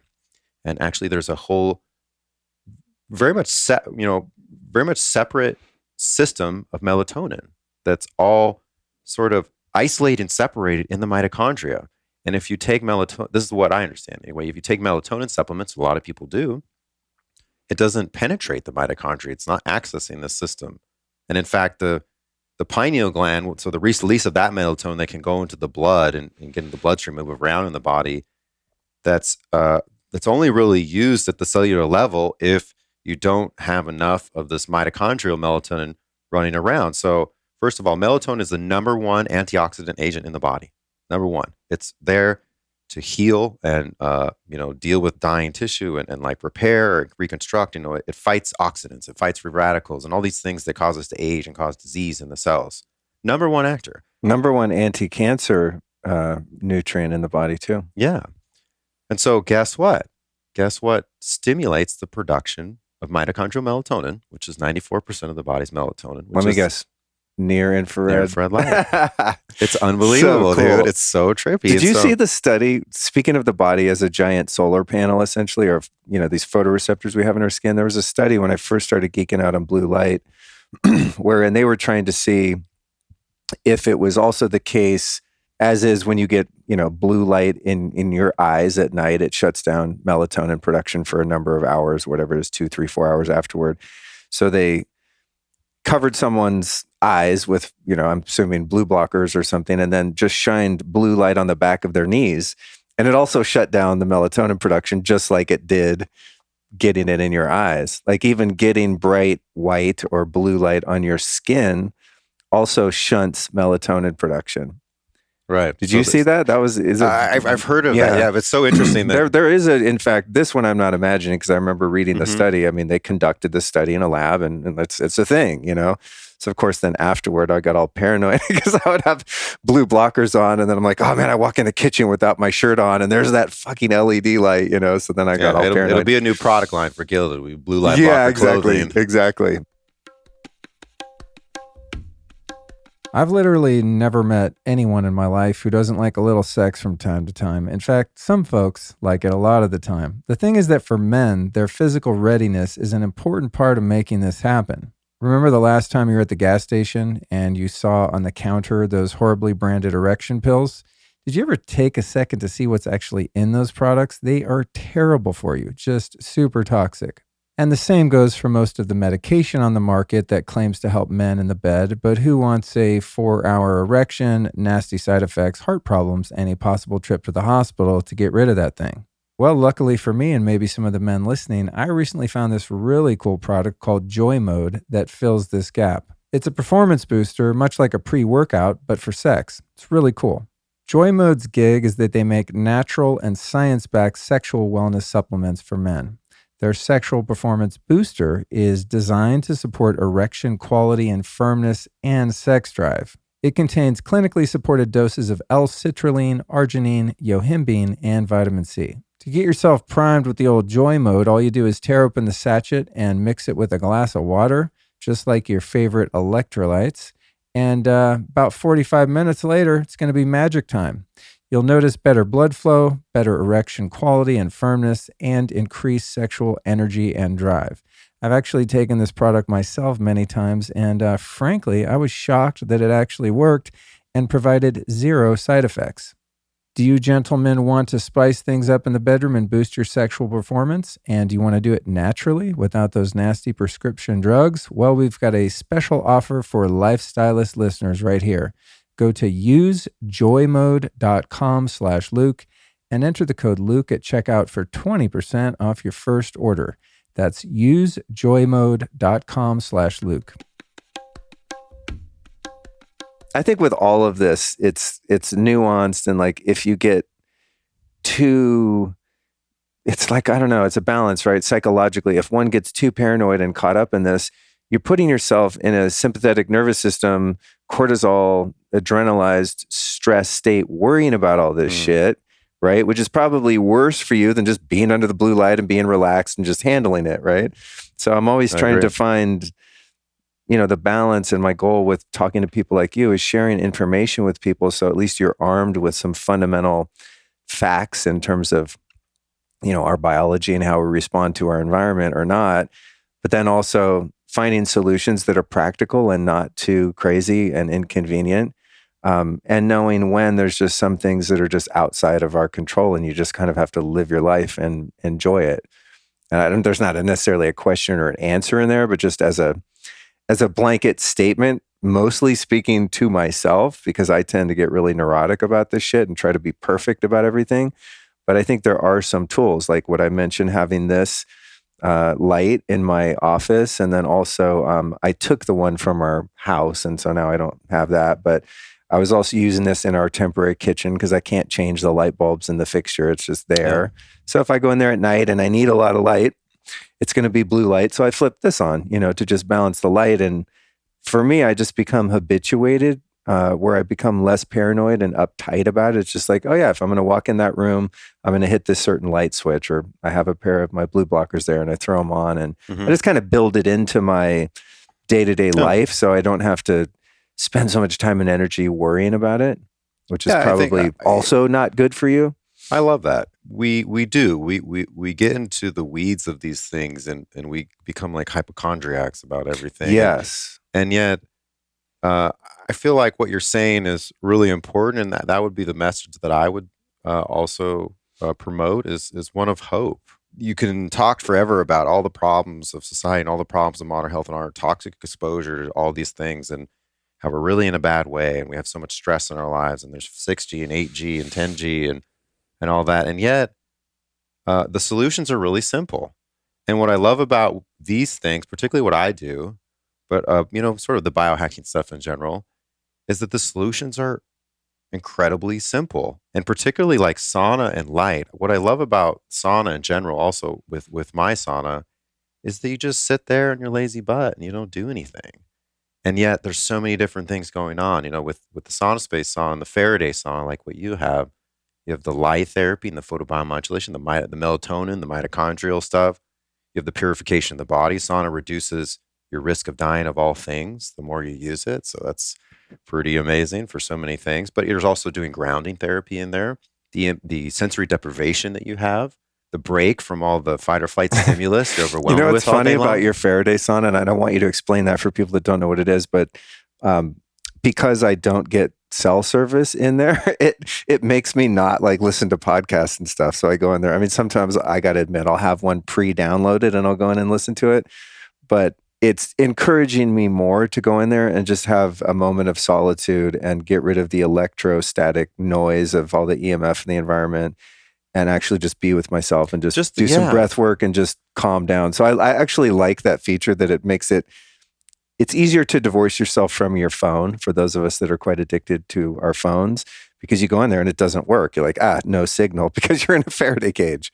So it kind of knocks out two birds with one stone. It's just that, more than anything else, if you're already in there, you're already doing the sweating and this healing, you're doing all this stuff. We also forget to take some time to ourselves. Ancestral humans were alone. They had long periods of solitude where they weren't talking to anybody and nothing was going on. They weren't stimulated by anything. And that's so rare nowadays. Those of us who live in the West, we have families, we have children. I run all day long at work. When I get home, I got my 2 boys and my wife, and we're hanging out, and I'm always stimulated by something. I'm always talking about something, I'm always trying to multitask. And so to be in there, the Faraday especially, and to be by yourself, it's such a rarity. It's such a luxury. And for many people, initially, it's really quite shocking. And they're like, well, I got to download something, right? I got to listen to a podcast or something. Or I got to bring my book in there or something. And I'm also like that. I love reading. Yeah, and it's like, it's the high performance sort of attitude too. It's like, I've been meditating for a long time. I love quiet. I love being by myself. But I battle more so, I think, with just like, I could be getting something done. It's like this addiction to productivity. It's like, even preparing for my interview with you, I was in the sauna last night. I was listening to a pre-downloaded interview that you'd done with someone else to just brush up on your body of knowledge and stuff. I'm like, I need this time right now. I'm going to use it to do something productive, which will help, facilitate a successful interview tomorrow. I think some of us just have a hard time unplugging and knowing that life will go on, the things will get done. You can get away for 20 or 30 minutes from doing something, and probably even make yourself more productive when you do go That's to just it. re-engage, right? Because you've lowered just the static in your field to the point where you can, once you rejoin activity, be more focused and more deliberate about what it is you're spending your energy on, instead of just kind of diffusing your energy all the time and always being activated or engaged in something. To take that time and kind of consolidate your attention so you can You do. can use it when you really need it. And I never understood that in the beginning. I was always like, oh, get in there and get that therapy done, and then I'm going to be, I'm going to be improved and doing better, improving my health, and I'll be better and all these other things. What I didn't understand in the beginning, and eventually led to the EMF shielding, and I started to incorporate in the design, and eventually the Faraday, was that you're actually are when you're in there with nothing, no phone or anything, no book, you are actually multitasking.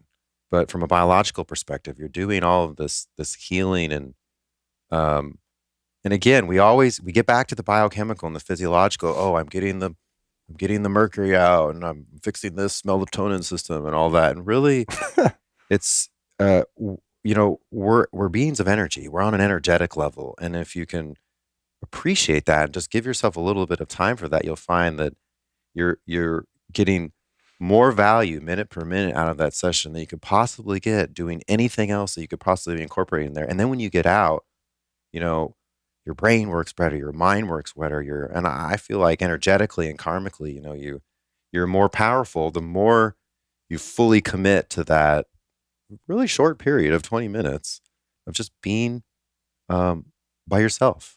And it's not a selfish thing. It makes you, for me particularly mentally, it makes me so much more just relaxed and able to deal with the crazy crap that comes my way all the time as soon as I get out. And so that's just it's an interesting thing where we've been trained in our lives, we don't have any moments of solitude, and yet when they're in there, it's like quite shocking, like where's my podcast, where's my book? But then you get in there and you're like, it's really quiet to the senses in here, and it feels really good. Especially with the EMF shielding. I think most people on the planet, unless you live very remote, don't ever experience, even for 20 minutes, not being bombarded with non-native EMF. I mean, there's very few places you can go where you're not getting hammered all the time, in a sub-perceptual way. And that's only a thing of the last, like, 2 generations. I know. That's all. That's a very new thing where you can't find, even when, we were like really young and kids, you could go out and there was no cell phone signal, camping. And I'm, dude, I didn't get my first cell phone till I was like 27 or something. I remember seeing them in the movies, those big giant phones that those rich guys had, but yeah, it was not a thing at all. Of course you had like radio waves and TV stations and military radar and aviation radar by the airport and stuff, but you weren't getting inundated like you are now. And the thing about it that's even crazier, I think, that we don't quite realize yet is the unknown harmonics that are being created in our atmosphere. So it's not just like you're getting, 2400 megahertz from Verizon on that cell tower. It's like you're getting this wide band of non-native frequencies. But what happens on a physics level, and I have no idea, but it can't be good, when those all intersect and are now creating harmonics, right? It's like if you hit every key on the piano at once, doesn't sound very good. It's discordant, right? So that's, again, not to be paranoid and make everyone worried, because like we can't control it. It's out of our control. But getting a brief period of refuge from that is incredibly healing. And so I'm going to tell myself, Luke, next time you get in the sauna space, don't do shit. Anything. Just chill. Do a little breathing. I love doing breath work in your sauna. Yeah, that's something that I highly recommend, especially folks who are like, meditation. How in the hell do I do that? Like, what is that? It starts out with just simple breath work, and there's so many great ways and really wise people you can follow to figure out how to do that. But just simple breath work is breathing through the nose, activating the nitric oxide, and just like doing that.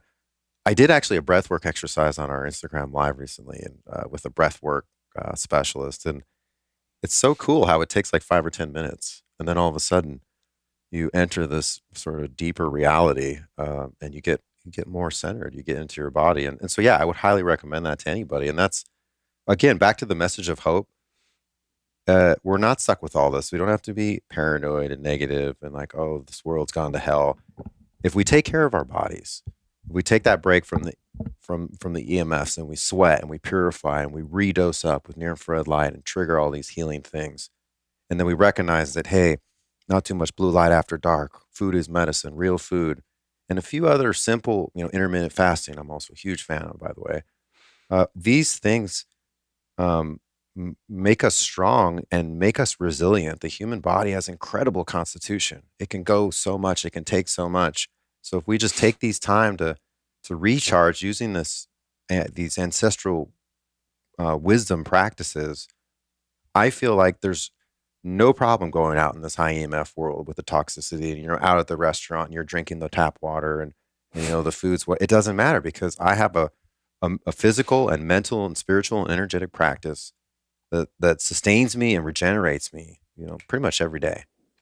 And so, we can thrive in this modern world. We don't have to escape it, but we need to understand these things. You can't avoid this biological imperative that we all have. Amen, brother. I want to remind people the show notes for this episode can be found at lukestory.com/SaunaSpace. And also, for those of you interested in checking out Brian's technology, you can do that at sauna.space. I like your URL, by the way, using, Thanks, brother. Sauna.space, and you can get 5% off too with the code Luke5. So sauna.space, the code's Luke5, and 5% doesn't sound like a lot, but when you're talking about like outfitting yourself with a sauna, that's meaningful. So thank you for that discount. I would be remiss if we didn't play around with a little of the technology.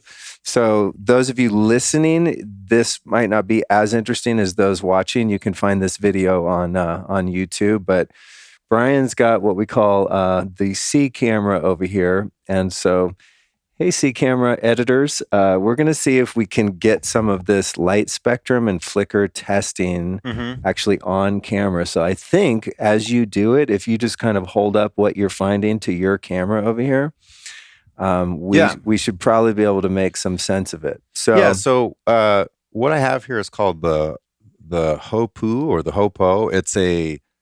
It's a spectrometer and a flickering light meter, and it measures light from 380 to about 1100 nanometers or so. So that's visible light and this near infrared light that we keep talking about. The two most, the most relevant spectrums, more or less, that we have. And so it's really cool because we can compare and contrast different sources of light and like, what do they do? And then we can match them to the sun to see, well, is this harmonizing with our biology, or is it discordant? And also the photon, this, how we're adding in that near infrared spectrum back in. So I'll try to do it the best I can. So let me turn your light off. Okay. And then I want to turn on the nasty flickering overhead LEDs above us so that we can see what that looks like on a flicker level and the spectrum of light. Perfect. Yeah. Turn those on. Okay. And I can snapshot this and then pause it so we can show it to the screen. Cool. All right. So we just turned on the, like office building overhead lighting that I never turn on. Although it is nice, I got to say, to have some brighter light in here. It is. So I just snapshotted it there. And so you see there's a big spike of blue light, and I can show everybody this over here. I think. So that's sort of a fluorescent light spectrum. I don't know if you can, there we go. Yeah, there you focus. Go. So you see the big blue spike of blue, and then there's visible light. And then look at the valley. There's absolutely no near infrared at all. The infrared there is none from this fluorescent light. And there a bit of this measurement is contaminated by some of the natural light from the sun that's coming in. So if it was nighttime and we just had that light on, you would get a more true you'd reading. Get the spectrum would be more spiky. You wouldn't have this fill in of the visible light. But in all cases, you have low E glass because there's no infrared light at all coming in. And of course, we have our SaunaSpace light off. So the other thing that you see here, Luke, is we see what's called flicker frequency and fluctuation depth. So I'm going to I'm going to flick over to this and try to show it to you guys. Again, it's maybe not ideal, but so you see there this sort of like waveform, kind of. Yeah. Trying to not get the reflection out the windows. Yeah, so you can kind of see this waveform. So that's showing you the depth of the flicker, the degree of the flicker. So first of all, what we read on this is 120 hertz. This is what we were talking about before, right? Twice the electrical signal frequency. So we see, we're flickering 120 times a second, and the fluctuation depth of the flicker is 20%. So that's rather large. It's a more severe flicker than maybe like a 5% or 10% flicker. So that's pretty bad. We don't want that. The sun, of course, won't read any flicker frequency at all. And it also, the fluctuation depth will just basically be flatlined. So that is, I think this is, you know what? I'm not sure if this is fluorescent. I think this might be tubular LED. Oh, okay. You sure? Yeah, probably. I think so, because fluorescent light, and you can see that on my website or on some of my blog articles, blog.sauna.space. Fluorescent light is really weird and spiky, not necessarily only in blue, but also in green and yellow. It's very weird and shocking looking. The classic LED light is what we just showed you. So again, that's, you have that big blue spike, and then you've got some filler here of visible light, but none of the healing therapeutic infrared. So Wow. I think these are definitely LED actually. Okay, yeah. So we can also show the phone screen and the TV screen. I don't know what you want to show let's next. let's see what happens to our light spectrum when we put on your photon light in here. So let's just say like I'm stuck with these overhead lights and I need the actual light just for visibility. Right. So cool. So how is this going to improve the temperature and or flicker at all? So we're hanging out next to imagine that this is Luke right here, the little light sensor, and we're kind of hanging around next to it. There we go. So you see when you bring the photon in, all of a sudden, yes, there's still some blue light, but that huge spike is a lot shorter now. Yeah. And also we filled in the infrared. So we've added back in that spectrum, but we've also reduced the measurable amount of the blue light from above. So that's like the corrective effect where we're not just filling in the piece of pie what we're missing, we're ameliorating and minimizing the damaging effect of the blue light itself. And so it's not just your overhead lighting, it's also your every digital screen they're all LED, right? All of them. The phones, your iMacs, your televisions. For example, the TV in our temporary spot flickers like crazy. I did the slow-mo iPhone video and I'm like, oh my God. But you think about like sitting and watching a 2-hour movie and you're not only, it's like the flickers in the room, you're actually staring at the flickering light. It's like staring at a strobe light. Yeah, I think projector screens are so much better for that reason. You don't have that direct blue dagger stabbing you. Right. But another thing I do is also when I watch TV, I put this on. It's kind of strange the first time you do it. Like, why would you want that much ambient light when you're trying to black it out? But you'll find if sitting down movies are long, watching a 2-hour movie, it's really nice to, again, for the same effect, have that next to you. So does having this incandescent bulb of yours present while there's flicker do anything to minimize the flicker? And does it like kind of overpower the flicker? Or is that flicker up there still just as prevalent with this here? No, it does. It has the same minimizing effect. So certainly it's not 100% eliminating it. You are still subject to this light above you, but it's kind of hard to show here on the screen, but it typically reduces the degree of flicker by like between 40 and 80%, like a lot. Oh, wow. Like a lot. So anything you could do again to minimize it is really super important because we're not programmed to get blue only light. There's these research where you shine blue light on like worms and they crawl to the ends of the earth to escape the blue light, and we're just like them. So we've removed all the good infrared from our indoor synthetic environment. We've added in a ton of this blue, and it comes with this pulsing, flickering effect that is just terrible for us. And it's ubiquitous. It's who doesn't, especially in this post-COVID era, who doesn't have to work at the computer anymore? I mean, it's almost everybody and everything. And increasingly, as we continue to evolve, I think it's just part and parcel of work and of life in general. Screens everywhere. For screen solutions, one thing I've done for the blue light is got this program called Iris, which is like a couple dollars a month or something. You've heard of Iris, I'm assuming? No, but I think it's like Flux F. It's a little Lux. more badass. It's a little more badass. Iris okay, cool. has much more adjustability. Okay. Like you can turn your screen red to where you can barely tell what's going on, and so you can adjust the level of blue and also the level of brightness manually, or you can set it to day night. And the inventor, I think he's like Hungarian or something, he claims that you can turn down the brightness using Iris and it doesn't increase the flicker.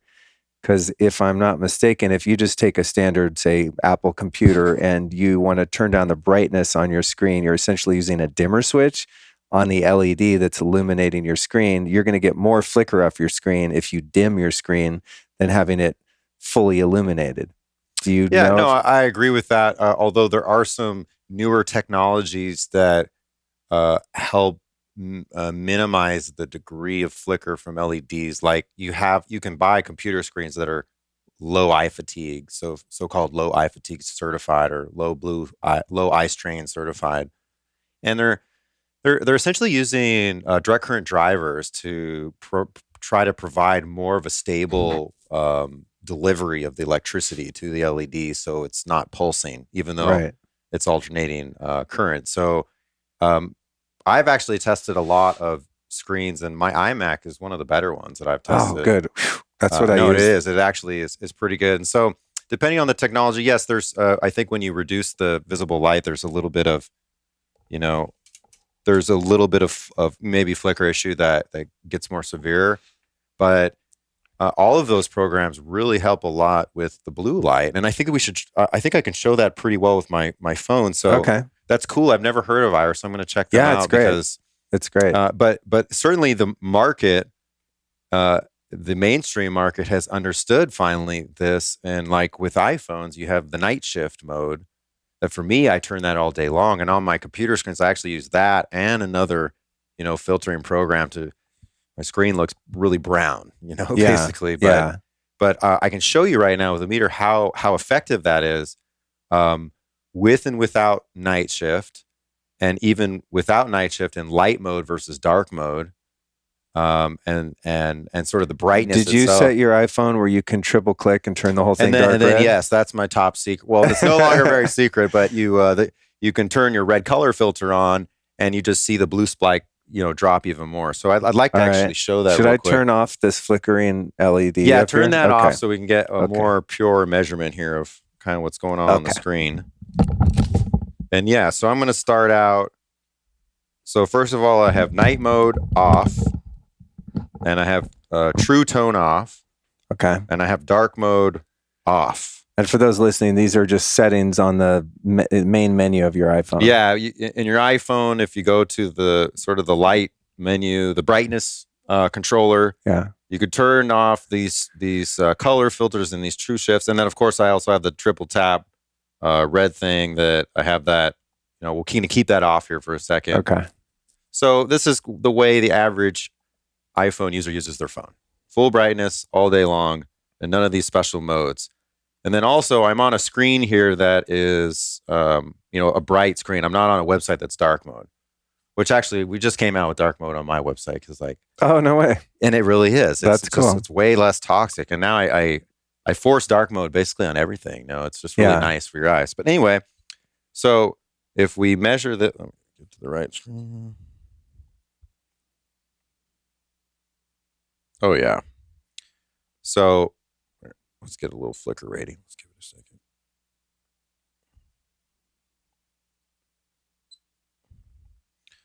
So you can see that, look how tall the blue light spike is here on my left here, the blue light spike here. And you can there you go. So it's like 2 or 3 times the height of everything else. Let me see if I can actually zoom in your camera a bit. Oh, there you go. Yeah. So, yeah. There. So we have a very tall blue spike. It's like at the top of the graph here, basically, and that's on full blue everything from the phone. So now the first thing I'm going to do is I'm going to turn on night shift, which is the Apple software's built-in color filter. And what that's doing is it's supposedly making it nicer on the eyes. It's called night shift because you're supposed to use it after dark. So let's see what it does to the perspective, to the spectrum. Oh, yeah. So you can see as soon as I turn night shift mode on, look how short the blue light peak is. It's a third of the height. And in fact, relative to the red-orange light, it's much shorter. The red-orange light now, that peak is the tallest peak. So we've already, and this is, you got to think about this as like the area under the curve, the percentage of the emission of the light. So now the blue light before was probably 50% or more of the light emitted from the screen of the iPhone. And now it's probably, I don't know, 25% or something. So we've reduced it in half or more, probably even more than that.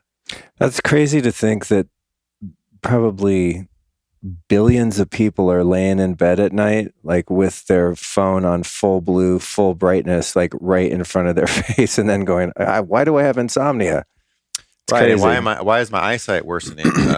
There's a cool study out there that just came out. It's the second one of its kind. Another one came out 2 years ago, wherein if you get near infrared light in the eyes before noon and you're over 40 years old, it prevents worsening of the eyesight. And they had just another study recently.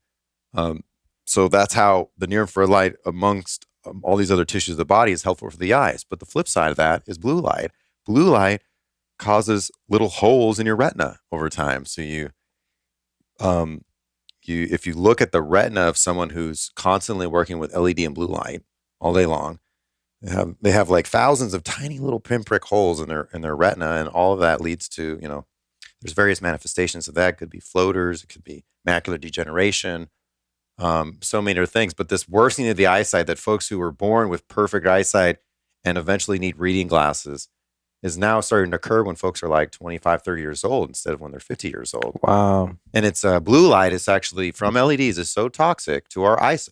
Forget about the rest of the stuff we're talking about. Just for damage to the eyes themselves, the French Occupational Safety Institution, it's called ANSIS. It's like the OSHA of the United States.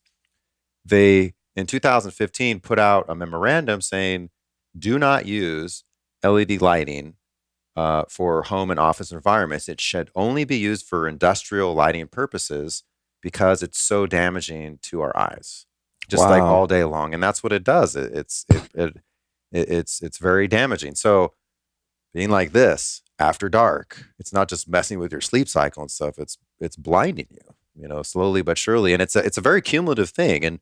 And then combine that with the fact that you're not doing any healing, you're not adding the infrared maybe back into your life, and it can, it can cause damage pretty quickly to your eyes.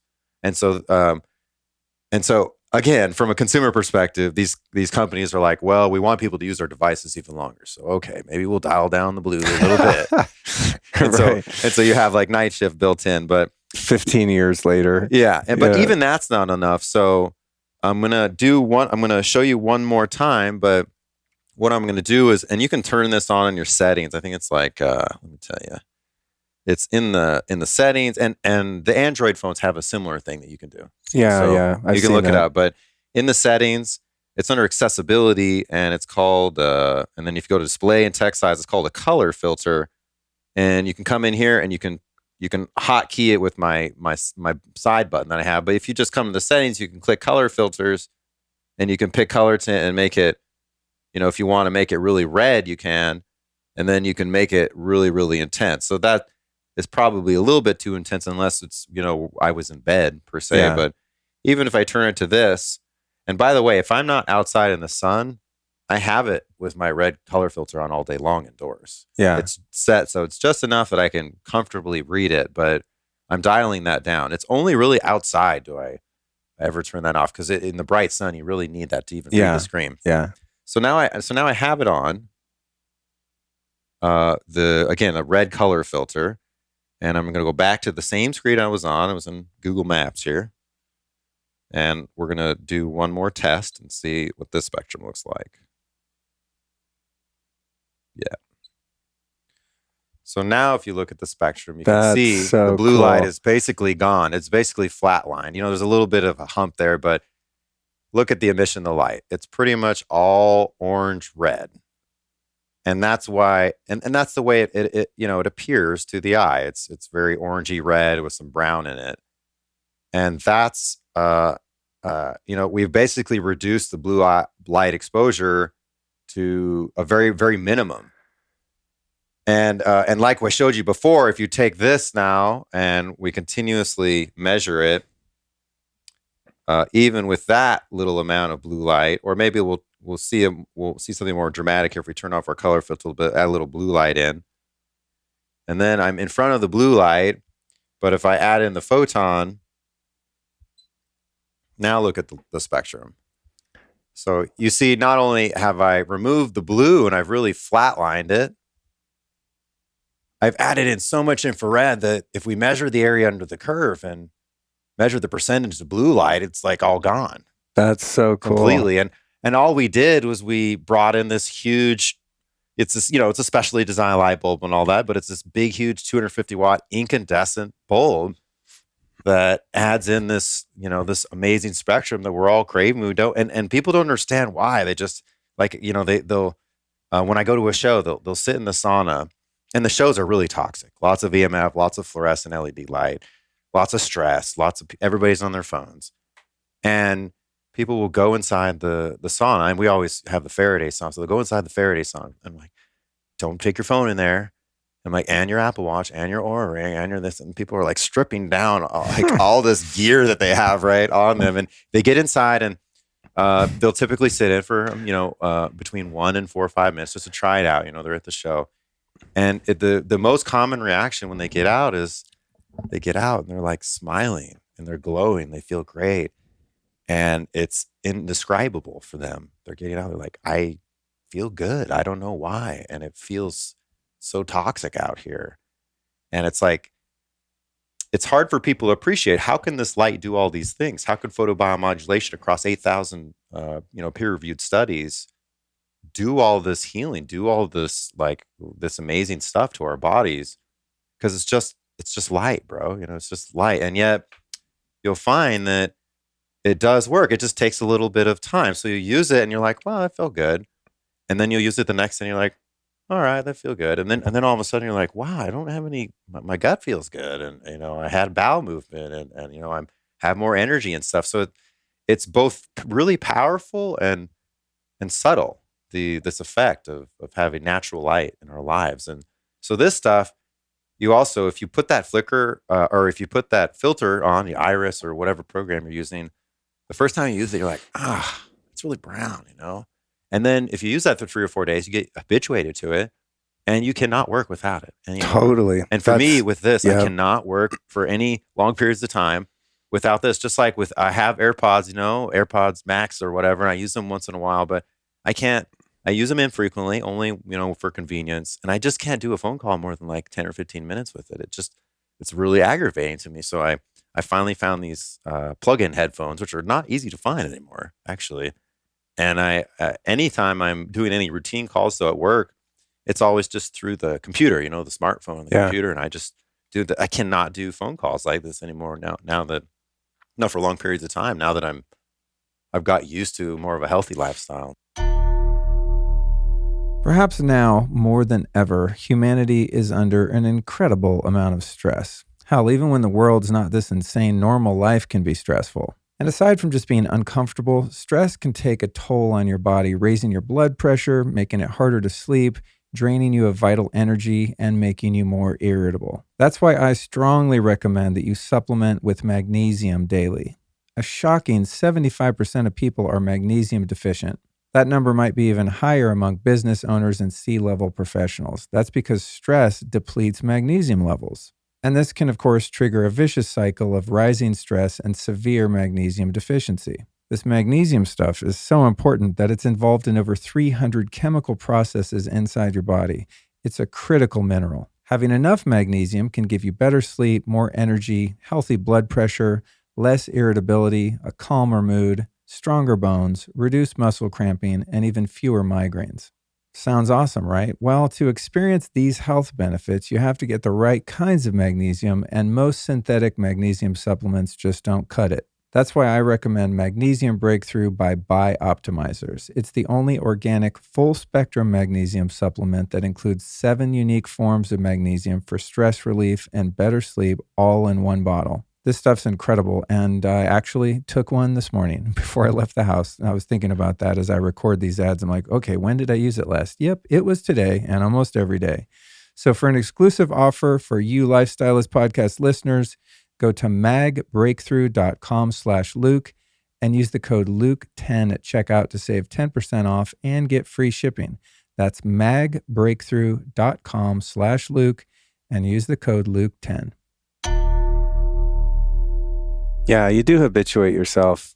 Like every once in a while, I'll accidentally at night take the red filter off my phone, clicking around. I'm like, it's so strong. And even the iris on my computer, I mean, I just have it on there all the time. Sometimes I take it off in here because if it's like bright sun coming through in the studio, because I can't see it when it's red. But yeah, you do get so used to it that then something cool happens. And then when you go back to the standard or kind of the default settings of bright blue, tons of flicker, it's super annoying, but you don't know that it is until you live the other way for a ways. I wanted to ask you one last thing about this, and then I know we've been here a while. I appreciate your generosity of time. This Absolutely. is like the shit I geek out on, obviously, so I could do it all day. Hopefully the listeners feel the same way. For those, again, just listening and all the stuff we just did, you're like, wait, what was that? You can find a link to the video at lukestory.com/SaunaSpace. One thing I wanted to ask you about this, and I don't know if this has any legitimacy or if I just like it, but if I have any sore spots on my body, I'll take this single bulb because it's always on my desk, and I'll just like hold it on my back or my hip, or I'll like set it down next to my chair and expose my lower back to it. And I feel like it helps with like spot treating pain. And then also, if I ever feel like I'm getting a sore throat or feeling a little funky, I'll actually just hold it up or lean up against it quite close on kind of my, what is it? Thymus. Thyroid. Thyroid. And this kind of, whole like upper chest and throat area. And I find it to be extremely useful for that. Am I imagining that, or is there anything to that? No, yeah, absolutely not. Like elbow pain and just weird stuff. It's like a painkiller. No, we've kind of geeked out on this. You can use this Photon for indoor environmental light therapy. So you're making the indoor synthetic light more naturalistic, canceling out blue light and flicker light. So we call that using the Photon to beat screen fatigue. So that's one use of it. Also for blue light free, flicker light free light after dark. This is really optimal nocturnal lighting. It's literally a mobile fireplace. It's a mobile campfire. And so those are like ways to correct your lighting environment indoors. And you can also put in your sauna like you have to really amp it up to make it super, super awesome. But that's not the classic use of it. The classic use of the Photon is what we referred to in the beginning as single lamp therapy. And that's been used for like 120 years just as the SaunaSpace sauna is the full body therapy. This is the targeted spot therapy. So whatever problem you have in a targeted area of the body, all you do is you emphasize that area with this light 18 to 24 inches away or so on the naked tissue. And there's a lot of things that happen. Of course, I'm not a healthcare provider and I can't make any medical claims. But if we look at not just our customer reports, but we look at the science, you get immediate inflammation reduction as a result of stimulating the mitochondria with this near infrared light. So that obviously reduces pain, immediately. If you have joint pain, gut pain, if you're got a hangover, and so forth. But if you feel bad, if you're sick, if you feel down, you can use it on the head. We limit our exposure to 10 minutes per hour on the head or the throat, but other parts of the body, you can do 20, 30, 40, or minutes or more of a single session. And you can repeat those sessions on the head or on the other parts of the body up to 10 times a day. So for me, I all day long, I have this next to my computer for beating screen fatigue. It's not targeted therapy. It's just kind of in the environment, kind of pointing up. It's not directly targeted at me. But if I wake up, first of all, when I travel, it's, very high EMF everywhere. It's really, it's stressy. So in the morning, I use that in the morning to kind of wake up. I put it in my face for 10 minutes. Before bed, you can put it on the back of the head to promote parasympathetic relaxation and lymphatic drainage to kind of promote the sleep state for the body. For those who have neuropsychiatric issues, totally using it on the gut and using it on the head, the gut-brain connection. A lot of us have so much leaky gut and inflammation in the gut that is very directly affecting our neuropsychiatric state. Also, people in the winter, they get this thing called that the doctors call SADS, seasonal affective disorder. Oh, right. Usually think about using like blue light or full spectrum light for that, but right. That's but back to what we talked about in the beginning. So they're concerned with vitamin D, and so the conventional medical recommendation is a flickering LED blue light lamp that's like 10, that's so many foot candles. It's a ton of light. Where in fact, the red near infrared is just as helpful, probably more so, and that's my opinion. But if you look at the photobiomodulation, the other research, there's a ton of beneficial neuropsychiatric effects to the brain, to the mood, to our conscious, our attitude, our outlook by using near infrared light. They're using it for neurodegenerative diseases like Alzheimer's and Parkinson's and things like that. We also have our customers, we have customer reports having incredible results with that, but also that whole serotonin dopamine release thing, and the flip side of that, again, with the blue light and the EMFs, is all that stuff makes us psycho. It makes us depressed and anxious and psycho. So in our customers, for what it's worth, and a lot of people out there are now using this to just enhance mood, which again, don't get into the weeds. Go back to the basics. Wouldn't you love sitting by the campfire? And doesn't that make you feel good? Like that vibe. It's that light. It's that experience that it works. We all crave it. We all need it. And so, fundamentally, the single lamp therapy, it is the most widespread use of it, although it's becoming increasingly popular to use it for screen fatigue. I've got a problem in my knee. I've got a problem down here. I've got diabetic, I've got edema in my foot, or I've got a wound that doesn't heal. Near infrared light therapy, photobiomodulation, that is used. That's one of the most well understood uses, is inflammation reduction and wound healing.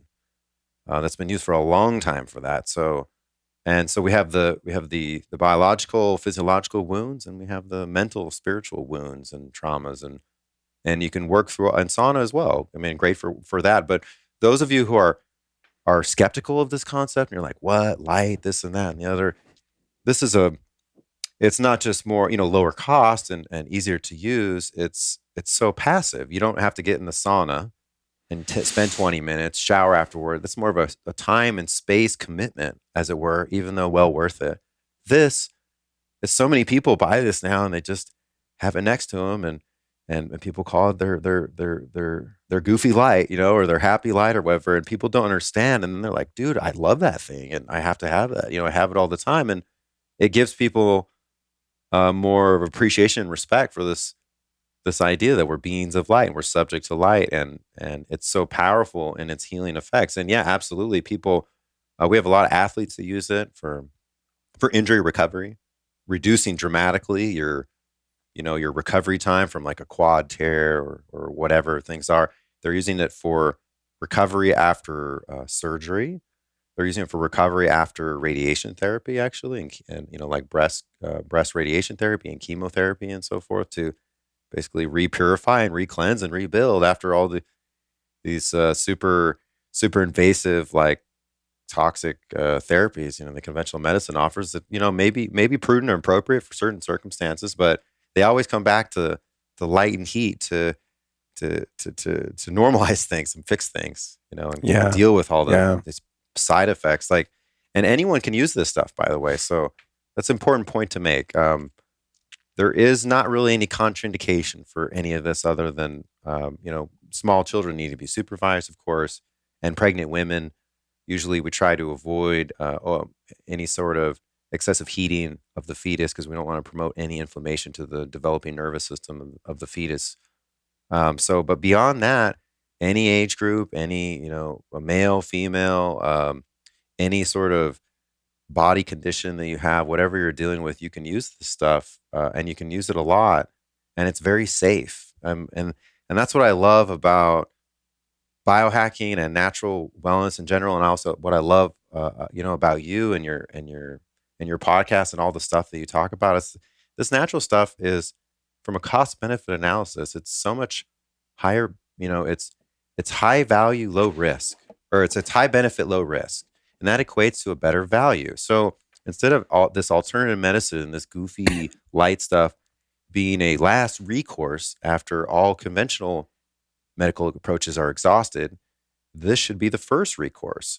It's not only, more effective, I would argue, and lower risk, it's also really more affordable in an age where one of the number one causes of bankruptcy is due to medical expenses of people, and they get really sick, and so that's sort of the paradigm that we're trying to shift. Hey, you use all this consumer logic when you go buy a car, when you buy a case for your iPhone, you read all the reviews on Amazon, and you compare, you ask your friends, you ask your mom, you do all this analysis, and it seems really odd that we don't do that with our healthcare products and services. We suspend that logic. We put it aside. We rely on the external expertise of, these modern priests in white frocks that we call physicians and doctors and all that stuff. And we don't want to throw the baby out with the bathwater. I don't want to talk too much trash on them because for trauma care, they're lovely. Like every time if I cut my finger off, I'm going to go to the hospital and get it sewn back up. And that's really awesome. Yeah, you're not going to put some B vitamins on it. Hope for the best. But for the diseases of civilization, for care of diseases, I would consider the conventional approaches to be very, very much failures for the most part. And unfortunately, that's so that's the paradigm we got to shift. Just when you look at things and you're buying stuff out there for your health, compare and contrast. What is the benefit? What are the side effects? What are the risks? And, what's right for me? And just apply that same rigorous analysis that you do to buying other stuff. And I think people, be a lot better off and appreciate more how amazing natural health is, even though, you look it up on Wikipedia and it's like, it's quackery and kookery and all that, but that's not true. Like if you just listen out there, listen to amazing podcasts like what you're doing, all this incredible education that's out there. There's incredible studies out there with light therapy, with sauna, with real food as medicine, thousands and thousands of studies and on humans, and this stuff works. It's just mainstream media is not going to tell you that. And your doctor may not even be aware of it. Yeah. I mean, you got to look at who's funding whom, too. That's the thing. I get pissed at the mainstream media and then I realize, well, who's putting them on TV? They have a vested interest in, disempowering people. It's a bottom line kind of thing. I want to touch on the sauna. And first thing I want to say is that dog over there, Cookie, she's on the higher dose infrared mat now. That's one of her favorite tools. But if I go in your sauna, which I do quite often, it's going to be a number of seconds before the dog follows. She likes to be around me because we got a bond, but she loves being in that sauna. Yeah, she really digs it. Animals also have the mitochondria, so they also. Yeah, and I feel good when she's in there. I'm like, oh, right on. And then she'll, after a little while, if she gets too hot, she knows if she starts panting, she'll leave. Mm-hmm. But she can stay in there. Pretty much, since sessions are about 20 minutes in your sauna, I tend to do like 5 minutes on each side. I do like a 4-turn, basically, front, side, back, side, front kind of thing.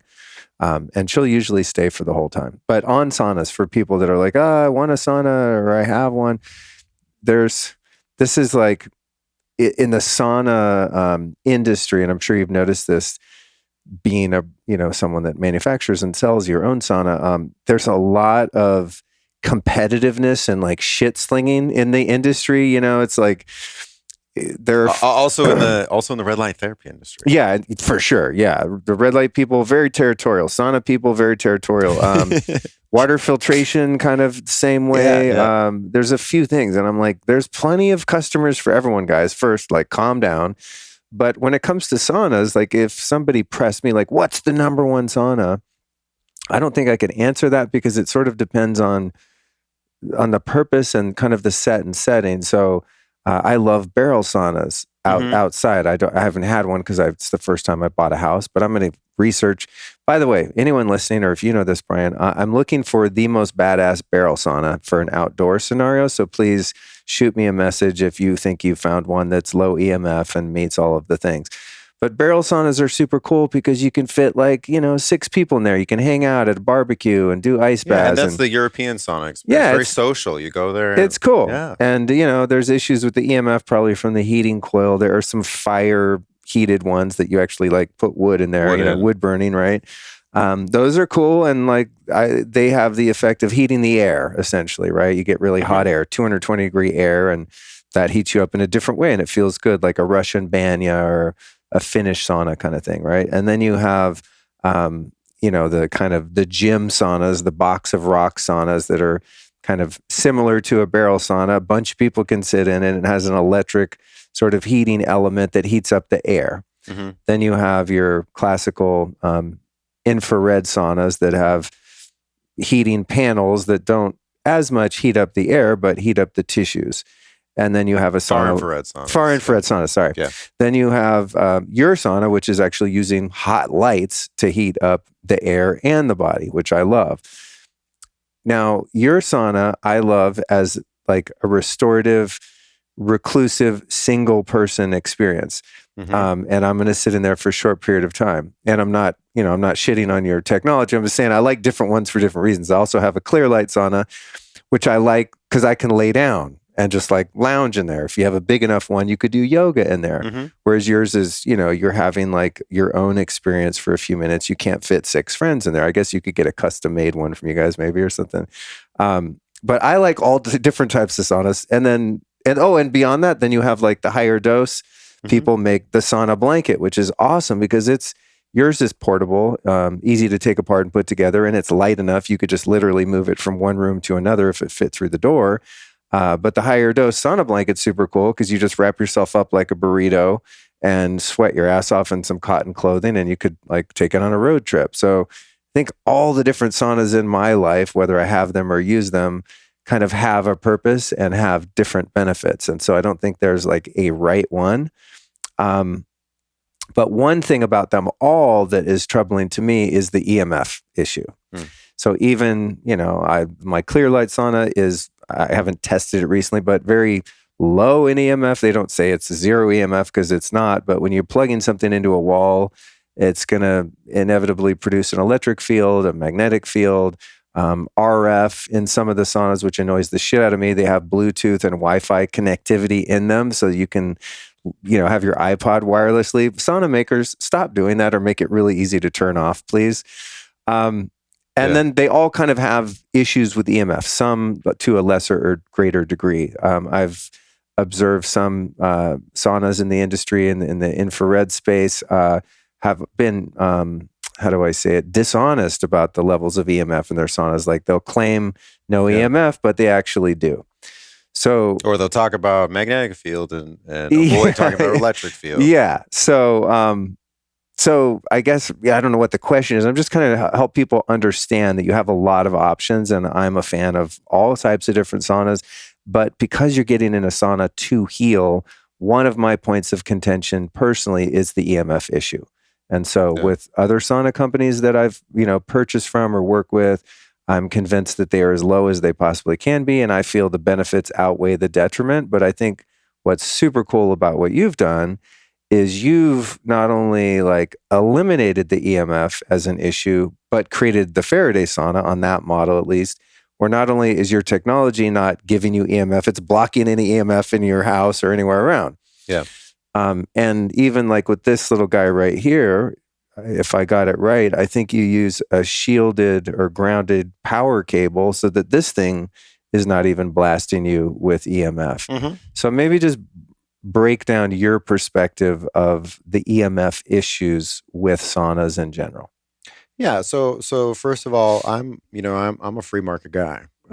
I think that you decide what's best for you and you go for it, man. Mhm. I think I think all saunas, when we talk about sauna reducing all cause mortality, reducing your risk of dying of all things, that is a function of you getting in there and raising core temperature 3 degrees and then having some sweating going on for 5 or 10 minutes. So all saunas will do that. Actually, so will a hot tub. And so will some other forms of heat therapy. So then for me, it became a question of, well, what is the heat source?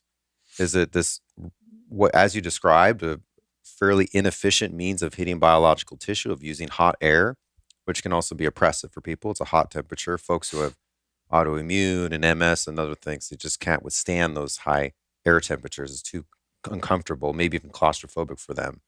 So then this is sort of the evolution of the sauna. If you set aside the forgotten secret history of the electric incandescent light bath, you had first the wood-fired sauna, and then you came out with the hot rock saunas, and they're cool because from a product development evolution perspective, they look like a wood-fired sauna, but now it's something that you can use electricity to do. You don't have all that hassle, the fire and all the wood and all that stuff.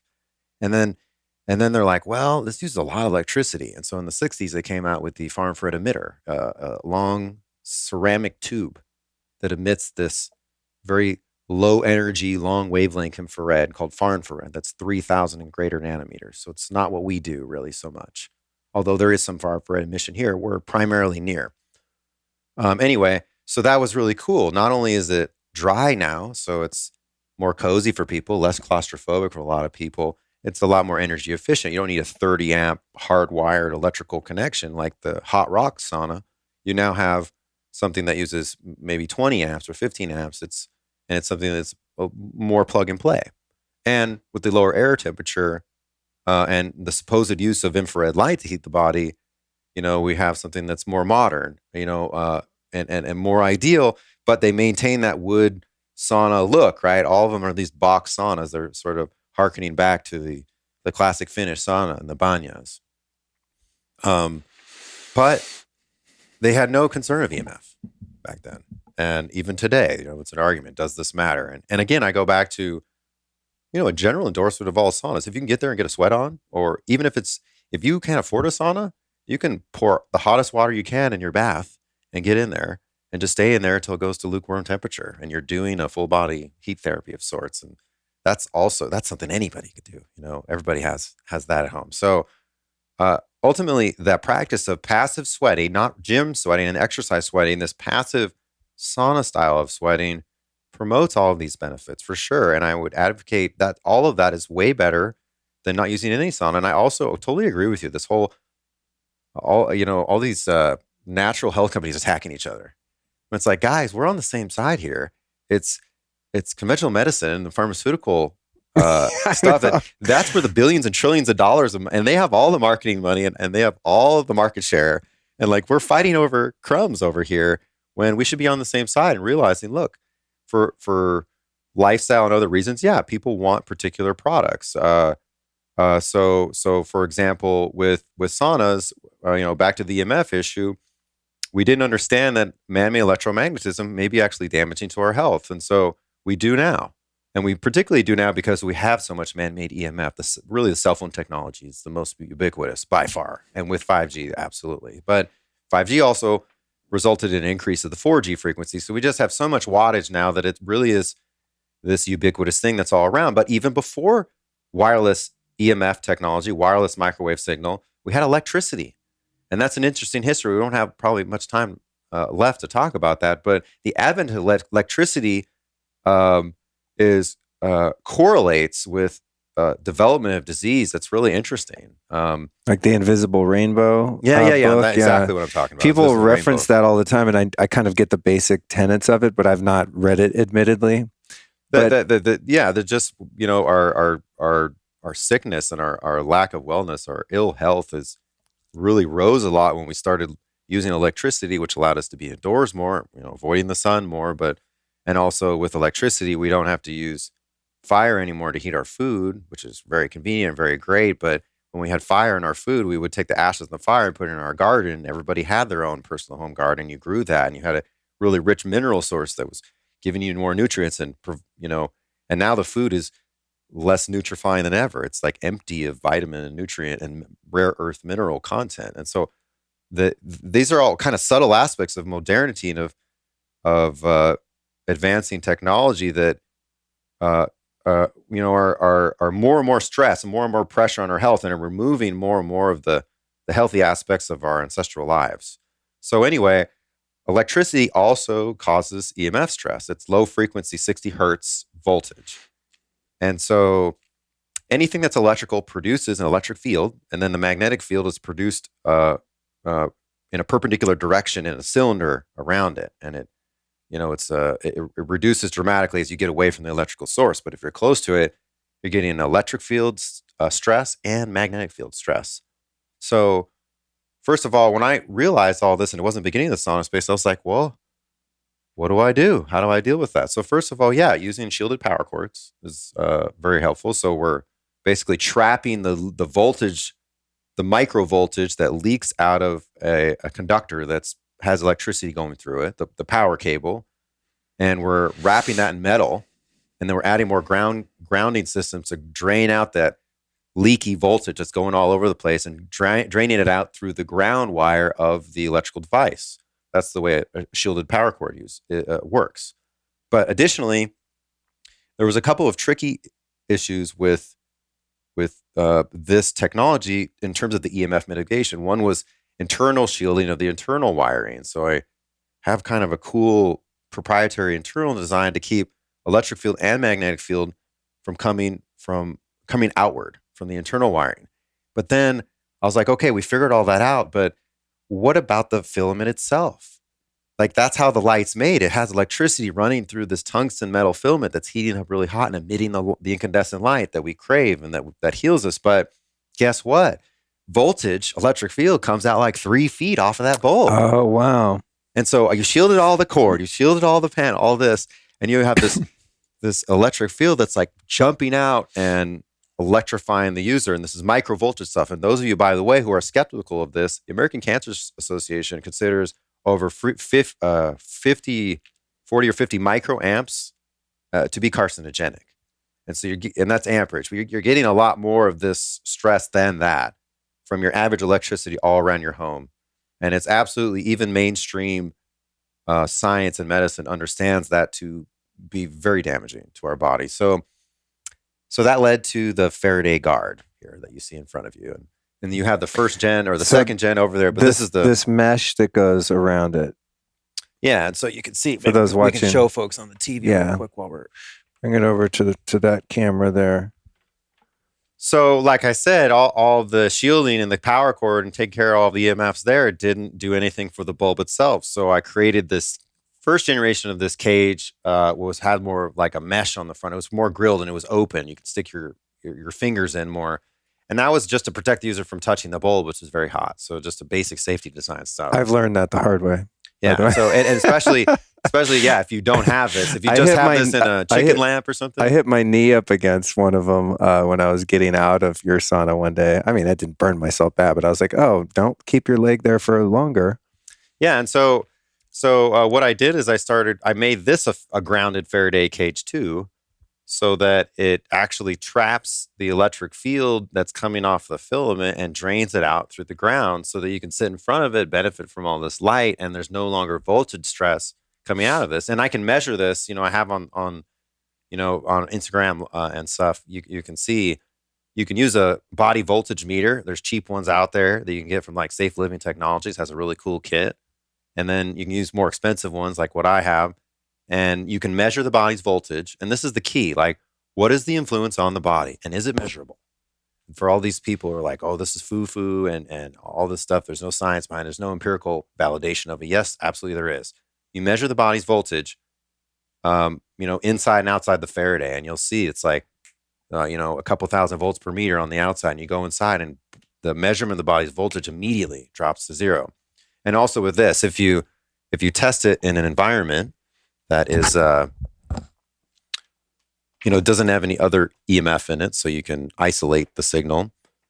and you measure just a regular bulb, you have voltage that comes out 2 or 3 feet. And then if you measure, what I have here with the Photon, with all these EMF mitigation technologies, there's no emission at all of electric field, and magnetic field emission only comes about 2 or 3 inches off the panel. So for the first time ever, the human is not under the influence of the undesirable voltage stress from the electrical device and gets the full benefit at the same time of this light and this heat. And so I first dealt with the EMF mitigation in our technology itself. Like, SaunaSpace don't bring any EMF to the party anymore. But I felt like that wasn't enough. And so that's actually started part of my story of meeting Mr. Brian Hoyer of Shielded Healing. Is he was like, dude, you should make this a Faraday, the whole thing. And I was like, huh. And then the first thing I did is I developed the bamboo mat inside the sauna is actually a grounding mat. It has conductive shielding technology in it that's grounded electrically to the light panel. And there's several generations of that came out. Now it's a lot more slick how it connects and stuff. I think you have the new design where it's just one little cable connects to the mat, really simple. Yeah. And so it turns out when the grounding mat pretty much killed like 90, almost 100% of all the wired electric field stress you get from the wired electricity in all homes that we have that, don't have shielded wiring. But then I was like, what if we could block it all out, dude? Make the whole thing a grounded Faraday cage. Turn it to 11. Yeah. Minus 11. This is the 33rd level right here, right? And so we, the first generation, it was like 3 different fabrics that were combined together. It was really complicated, really expensive to make. It was a really pain in the butt, actually. But I got on the path of developing my own fabric, basically. And so now today, like what you have, the 3rd or 4th generation Faraday, now it's the world's only certified GOTS organic shielding fabric. So it's 35% silver by weight. So it's expensive. It's got a lot of silver in it. It's 10 to 12 micron micro silver cabling that's woven with organic cotton, and it's washed too. So you can with a special like pH neutral detergent, you can actually wash. It's like a machine washable organic shielding fabric, the world's first, really. And also the issue with the first generation Faradays, I'm kind of wandering here a little bit, but the issue with those was they're not blocking enough for 5G and 4G. They're first gen shielding materials, and they're just not up to snuff with regard to the modern wattages we have. So that led to me to basically put a lot of silver into the fabric that I eventually developed, to an extent that it blocks out. And I have third-party lab testing actually on my website, on the blog. You can see that, where it blocks out not just 4G, which is really the most ubiquitous actually that we still have nowadays, but also it does pretty damn well in blocking out these new high-frequency 5G signals that, as we discussed before, go up to 30 gigahertz. So essentially, the idea was, well, hey, if you can have a grounded Faraday cage environment, and then you can go in there, it's going to be a more therapeutic session, a more effective session, not because of all this high level, it's an ancestral space and it's pre-technology in there and you get to relax and you get to escape from things. It actually is a measurable thing. You wouldn't meditate in a polluted space, right? And so in the same vein, why would you want to do healing therapy in a therapeutic space? So even though all saunas are good and the most important thing, if you have any access to any, do it and use it and you're going to improve, dude. You're going to be better. But can we optimize that experience? Can we make it just from a therapeutic perspective, maybe not an aesthetic or visual or social perspective, in terms of sauna use and what you're looking for, just purely like biological, therapeutic, optimal effectiveness. Ideally, we would be protected from any unnatural, synthetic, man-made environmental stress of any kind. And so I'm a big believer that one of those is the voltage stress, the EMF stress that we have, but I also think it's blue light stress. So you got many saunas that are like really luxurious and sexy looking, have glass windows. And when I'm at my house, or tons of like blue LED Well, right, they have indicator lights and stuff. right. They just add in those EMF causing things, the stereo speakers and all that crap. But also, even without that, when you have glass doors and you're looking out into the stressful world, if you have a family, like your kids are running around, the TV's going, it's not only letting blue light in, it's letting more sources of nervous stress in. EMF and the rest. Right. So it's stimulation of light, stimulation of sound, of course, EMF. So we talked about all that is it's just not an ideally ancestral space. The ancestral space is just quiet, not just to the eyes and the sound, but to the senses with the EMF and with all those sources of psychological stress that you have that remind you of work and remind you of the regrets you have of the things you haven't done and the anxieties you have for the things that are coming up in the future, and that I think that detracts to a certain degree from the effectiveness of the therapy, kind of like, 3 steps forward, 1 step back. So that's why I've sort of obsessed and driven my product design in this direction. And then beyond that, for those of you who haven't tried saunas out there, I think very strongly that the light therapy, the photobiomodulation, adding that into the sauna in a biologically relevant way, not a tiny little LED bank of red lights, but like full body, lots of photobiomodulation, hitting every cell of the body in a very impactful, relevant way.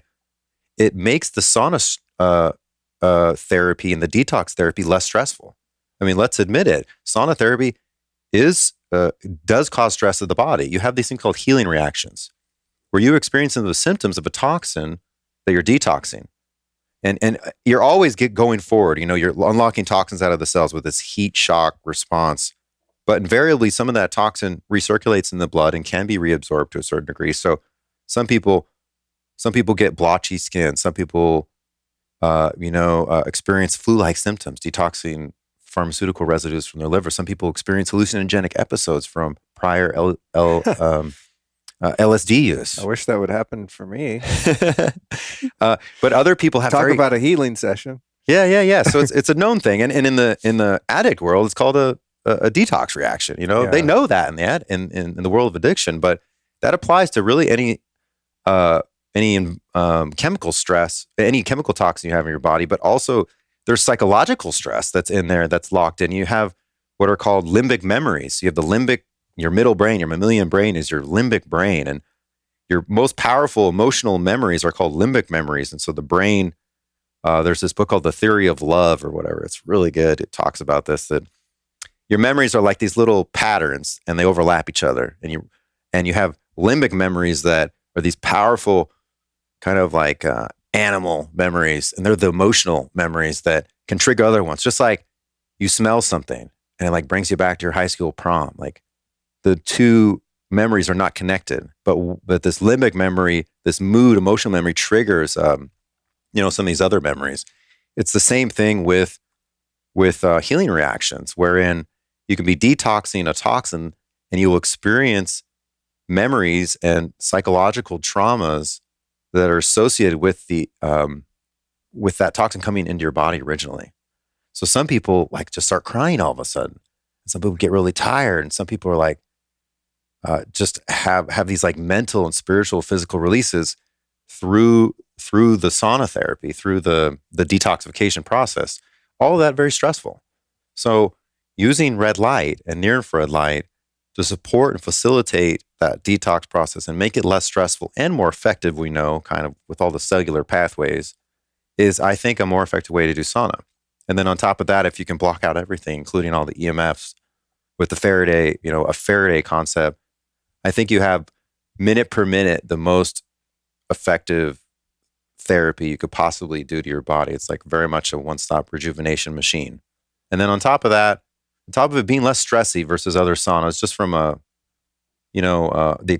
experiential perspective, I think it's the only thing that works well for people who are really toxic, who have real big issues. Like Dr. Walls has been using my product for a long time. She's a famous internal medicine researcher, the founder of the Walls Protocol, sort of in the world of progressive MS. And those people in that world were very skeptical of this concept. They're often told by their conventional medical doctor, you can't do heat therapy. It's too intense for you. You can't heat up your head or whatever. And I've have, people in that community, customers who started out with this single light, this Photon, just using that on the gut, simulating a sauna experience just with one light in the living room and working up such that after a year, they were able to actually get into the sauna with two lights and maybe the curtains open, and slowly building up to be able to get back to what you and I consider a normal session, 20 minutes, 4 or 5 bulbs and sweating like crazy. So I think in terms of access, for those of you out there who've been heard about the benefits of sauna, but it's you think it's too stressful for you, or you're not in a mental or physical condition to do so. I beg to differ. I think that this is, an option for you. Having said that, whatever works for you, man, whatever works for you, it's going to be better than taking petroleum-based chemicals to mask symptoms and that whole sort of conventional route for disease. Look, we're in a world here where, set aside the COVID, the viral respiratory disease world stuff, what are the number 1 and number 2 causes of death in America? Heart disease. Heart disease? Well, maybe this is number 3 to 5, depending on what year. Medical treatment. Right. Iatrogenic death, medical error. Yeah. That's a little controversial, but that's really high up there. But officially, even according to the CDC, number 1 and number 2 causes of death are heart disease and cancer. And these are diseases of civilization. These are lifestyle diseases, really. And I'm not a healthcare provider. That's just my perspective as a curious man, but totally avoidable things. Totally avoidable.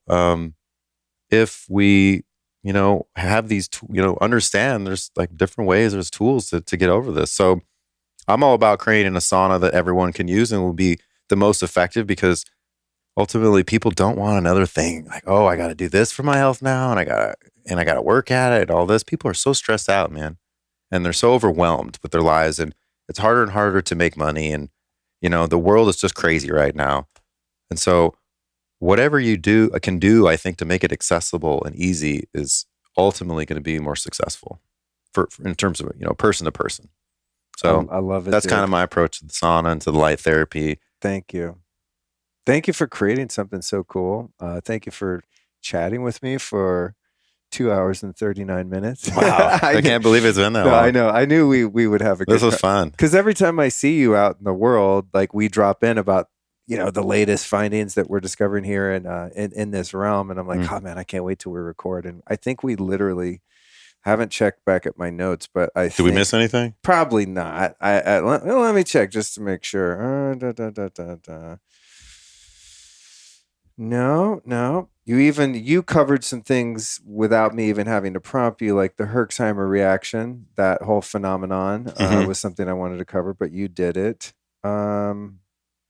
Can children use your saunas? We covered all the things. Yeah, with supervision and all that. A little bit about the SaunaSpace Photon, for example, versus various LED light therapy things. You've seen the Sky Mall hats. You put the red LED light hat on, and back to this competitive nature of the red light therapy world.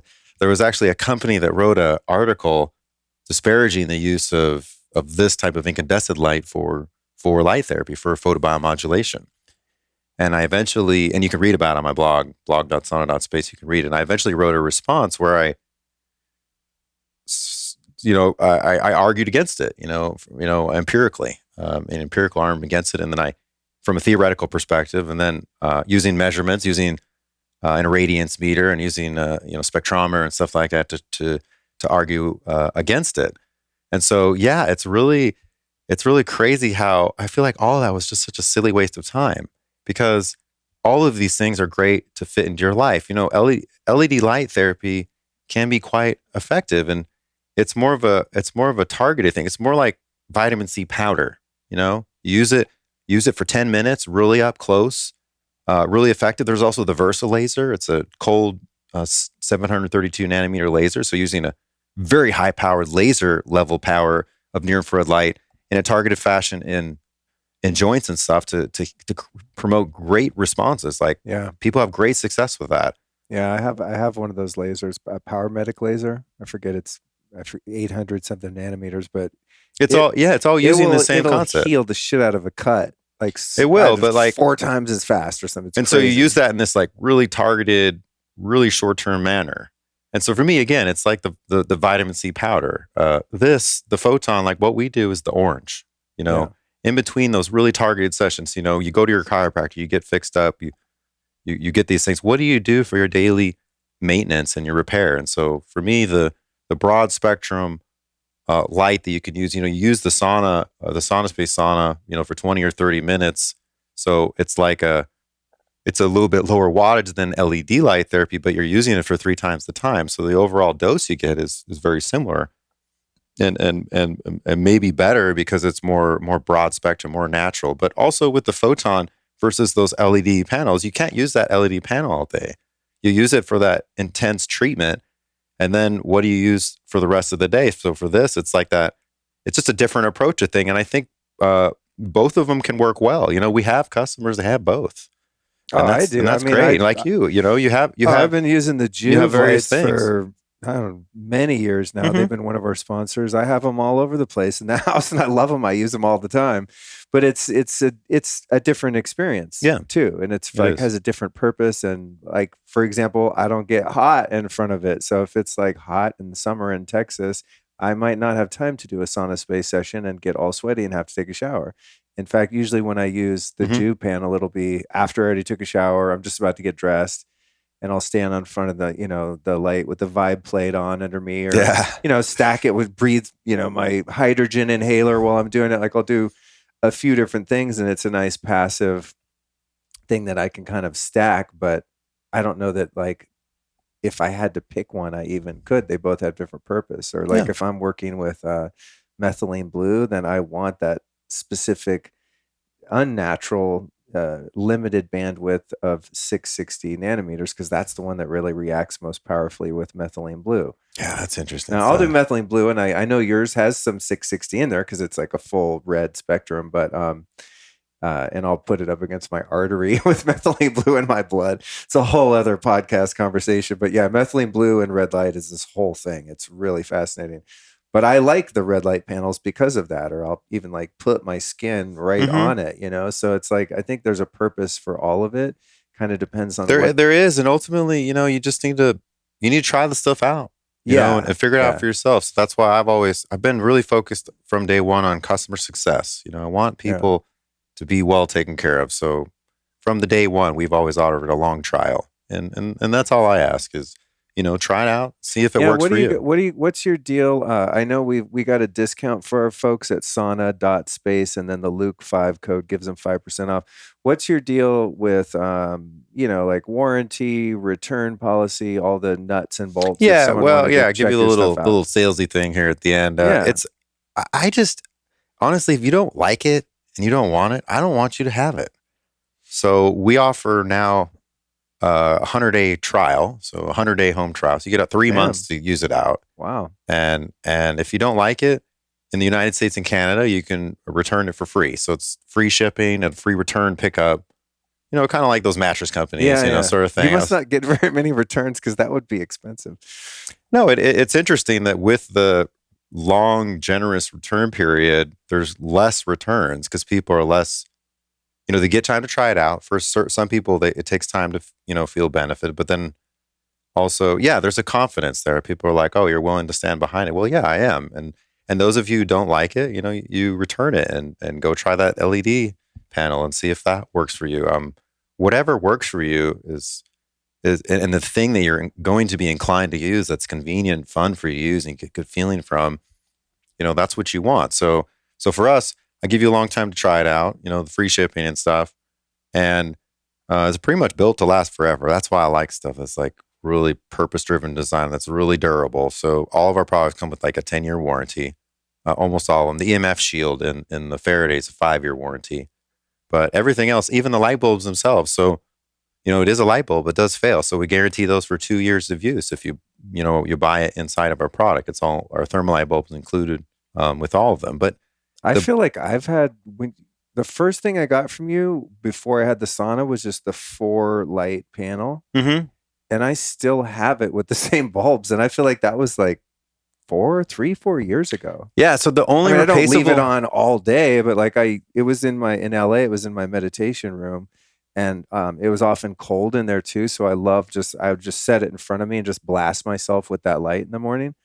And I used it pretty much every morning. yeah, they last a long. They're rated for like 5,000 hours. Oh, So okay. for half-hour sauna sessions, that's like I've got customers from 2015 that still have their not even their thermalite bulbs, just the regular bulbs. So yeah, they last a long time, and that's the only replaceable kind of perishable part of it is the bulb itself. So yeah, that's what I'm all about. It's all handmade in my shop in Missouri, and the flyover state.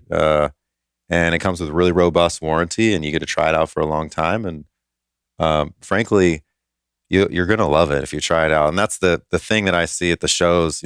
Just recently we were at the South by show. Is that it's really it's so gratifying for me, even in the short term, to see when people use this technology, this incandescent technology, and all the things we've talked about, all the design innovations, like make it this optimal experience.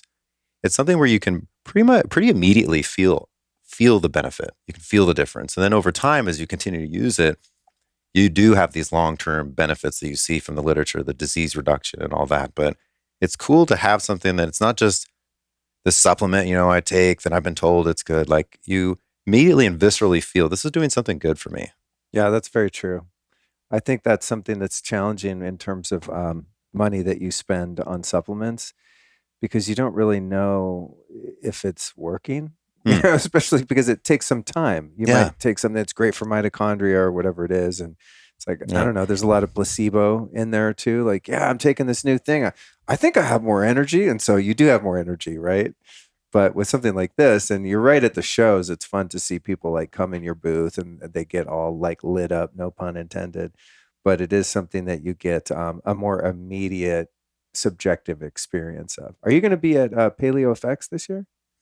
Oh, that's a good question. I don't know. Back I don't know if we're Austin? planning. I know we're going to the biohacking conference again, and there's the biohacking In Congress, September? which is different than the Congress. Well, I asked because I'm going to be there. Okay. I don't know if this episode will come out before or after that. I forget on the calendar. But Are you speaking there? Yeah. Oh, yeah, it'll be amazing. my fourth year there. They took a couple years off because of all the things. But what I was going to say is, like, I want to encourage people, if they're at the biohacking conference or Paleo Effects or wherever you are, like, come hang out in the booth and get. Every time I've seen you there, you explain some new part of it to me, and then I get to try it out. It's like with something like this that has to be shipped and can be expensive, it's cool to be able to actually experience it and go in that Faraday thing, leave your phone outside, and watch what happens to your nervous system when you are in the middle of a forest inside a conference. Especially at the conference, because they're so toxic. We're like this bubble of happy, awesomeness. It's very cool. It's a neat way to experience it. Yeah. So hot damn, dude, I think we did it. Thank you so much for making for the having time me. to come by, and thank you for making super cool stuff and sharing everything behind it. I don't know many people I could geek out in such a nuanced way about these topics. So thank you for indulging me and all my geekiness. It's been a pleasure, man. It's fascinating. I love it. Yeah, and I love what you're doing too. So thank you for having me. Yes, sir. Okay, that's a wrap, people. Thank you so much for joining us on one of my all-time favorite episodes of this podcast. And remember, if you want to check out Brian's cool saunas and light stuff, you can find it at sauna.space and use the code Luke5 for 5% off. And if you want to try a lower-priced item without committing to the full sauna experience, I highly recommend the single Photon infrared therapy light, which is what I use here at my desk in the studio. It really works amazingly, as you'll see if you watch the video version of this, because we did a little test on camera, to balance out the toxic indoor blue light spectrum, and can also be used for spot treatments on your face, thyroid, on your back, anywhere you can reach, basically, that might be sore or need a little light support. It's very cool stuff over at sauna.space. And if you dug Brian and you want to meet him in person, come hang out with Brian, myself, and all kinds of other fabulous people at Paleo Effects here in Austin, Texas, April 29th through May 1st. To grab some tickets, just go to lukestory.com/events. And finally, big ups to our awesome sponsors. Love these guys so much for their support, and I couldn't do this without them, literally. We've got Inside Tracker, AirDoctor, and Magnesium Breakthrough. Okay, that's it. I'll be back in your headspace next week with another action-packed episode of the Lifestylist Podcast. Thank you so much for listening.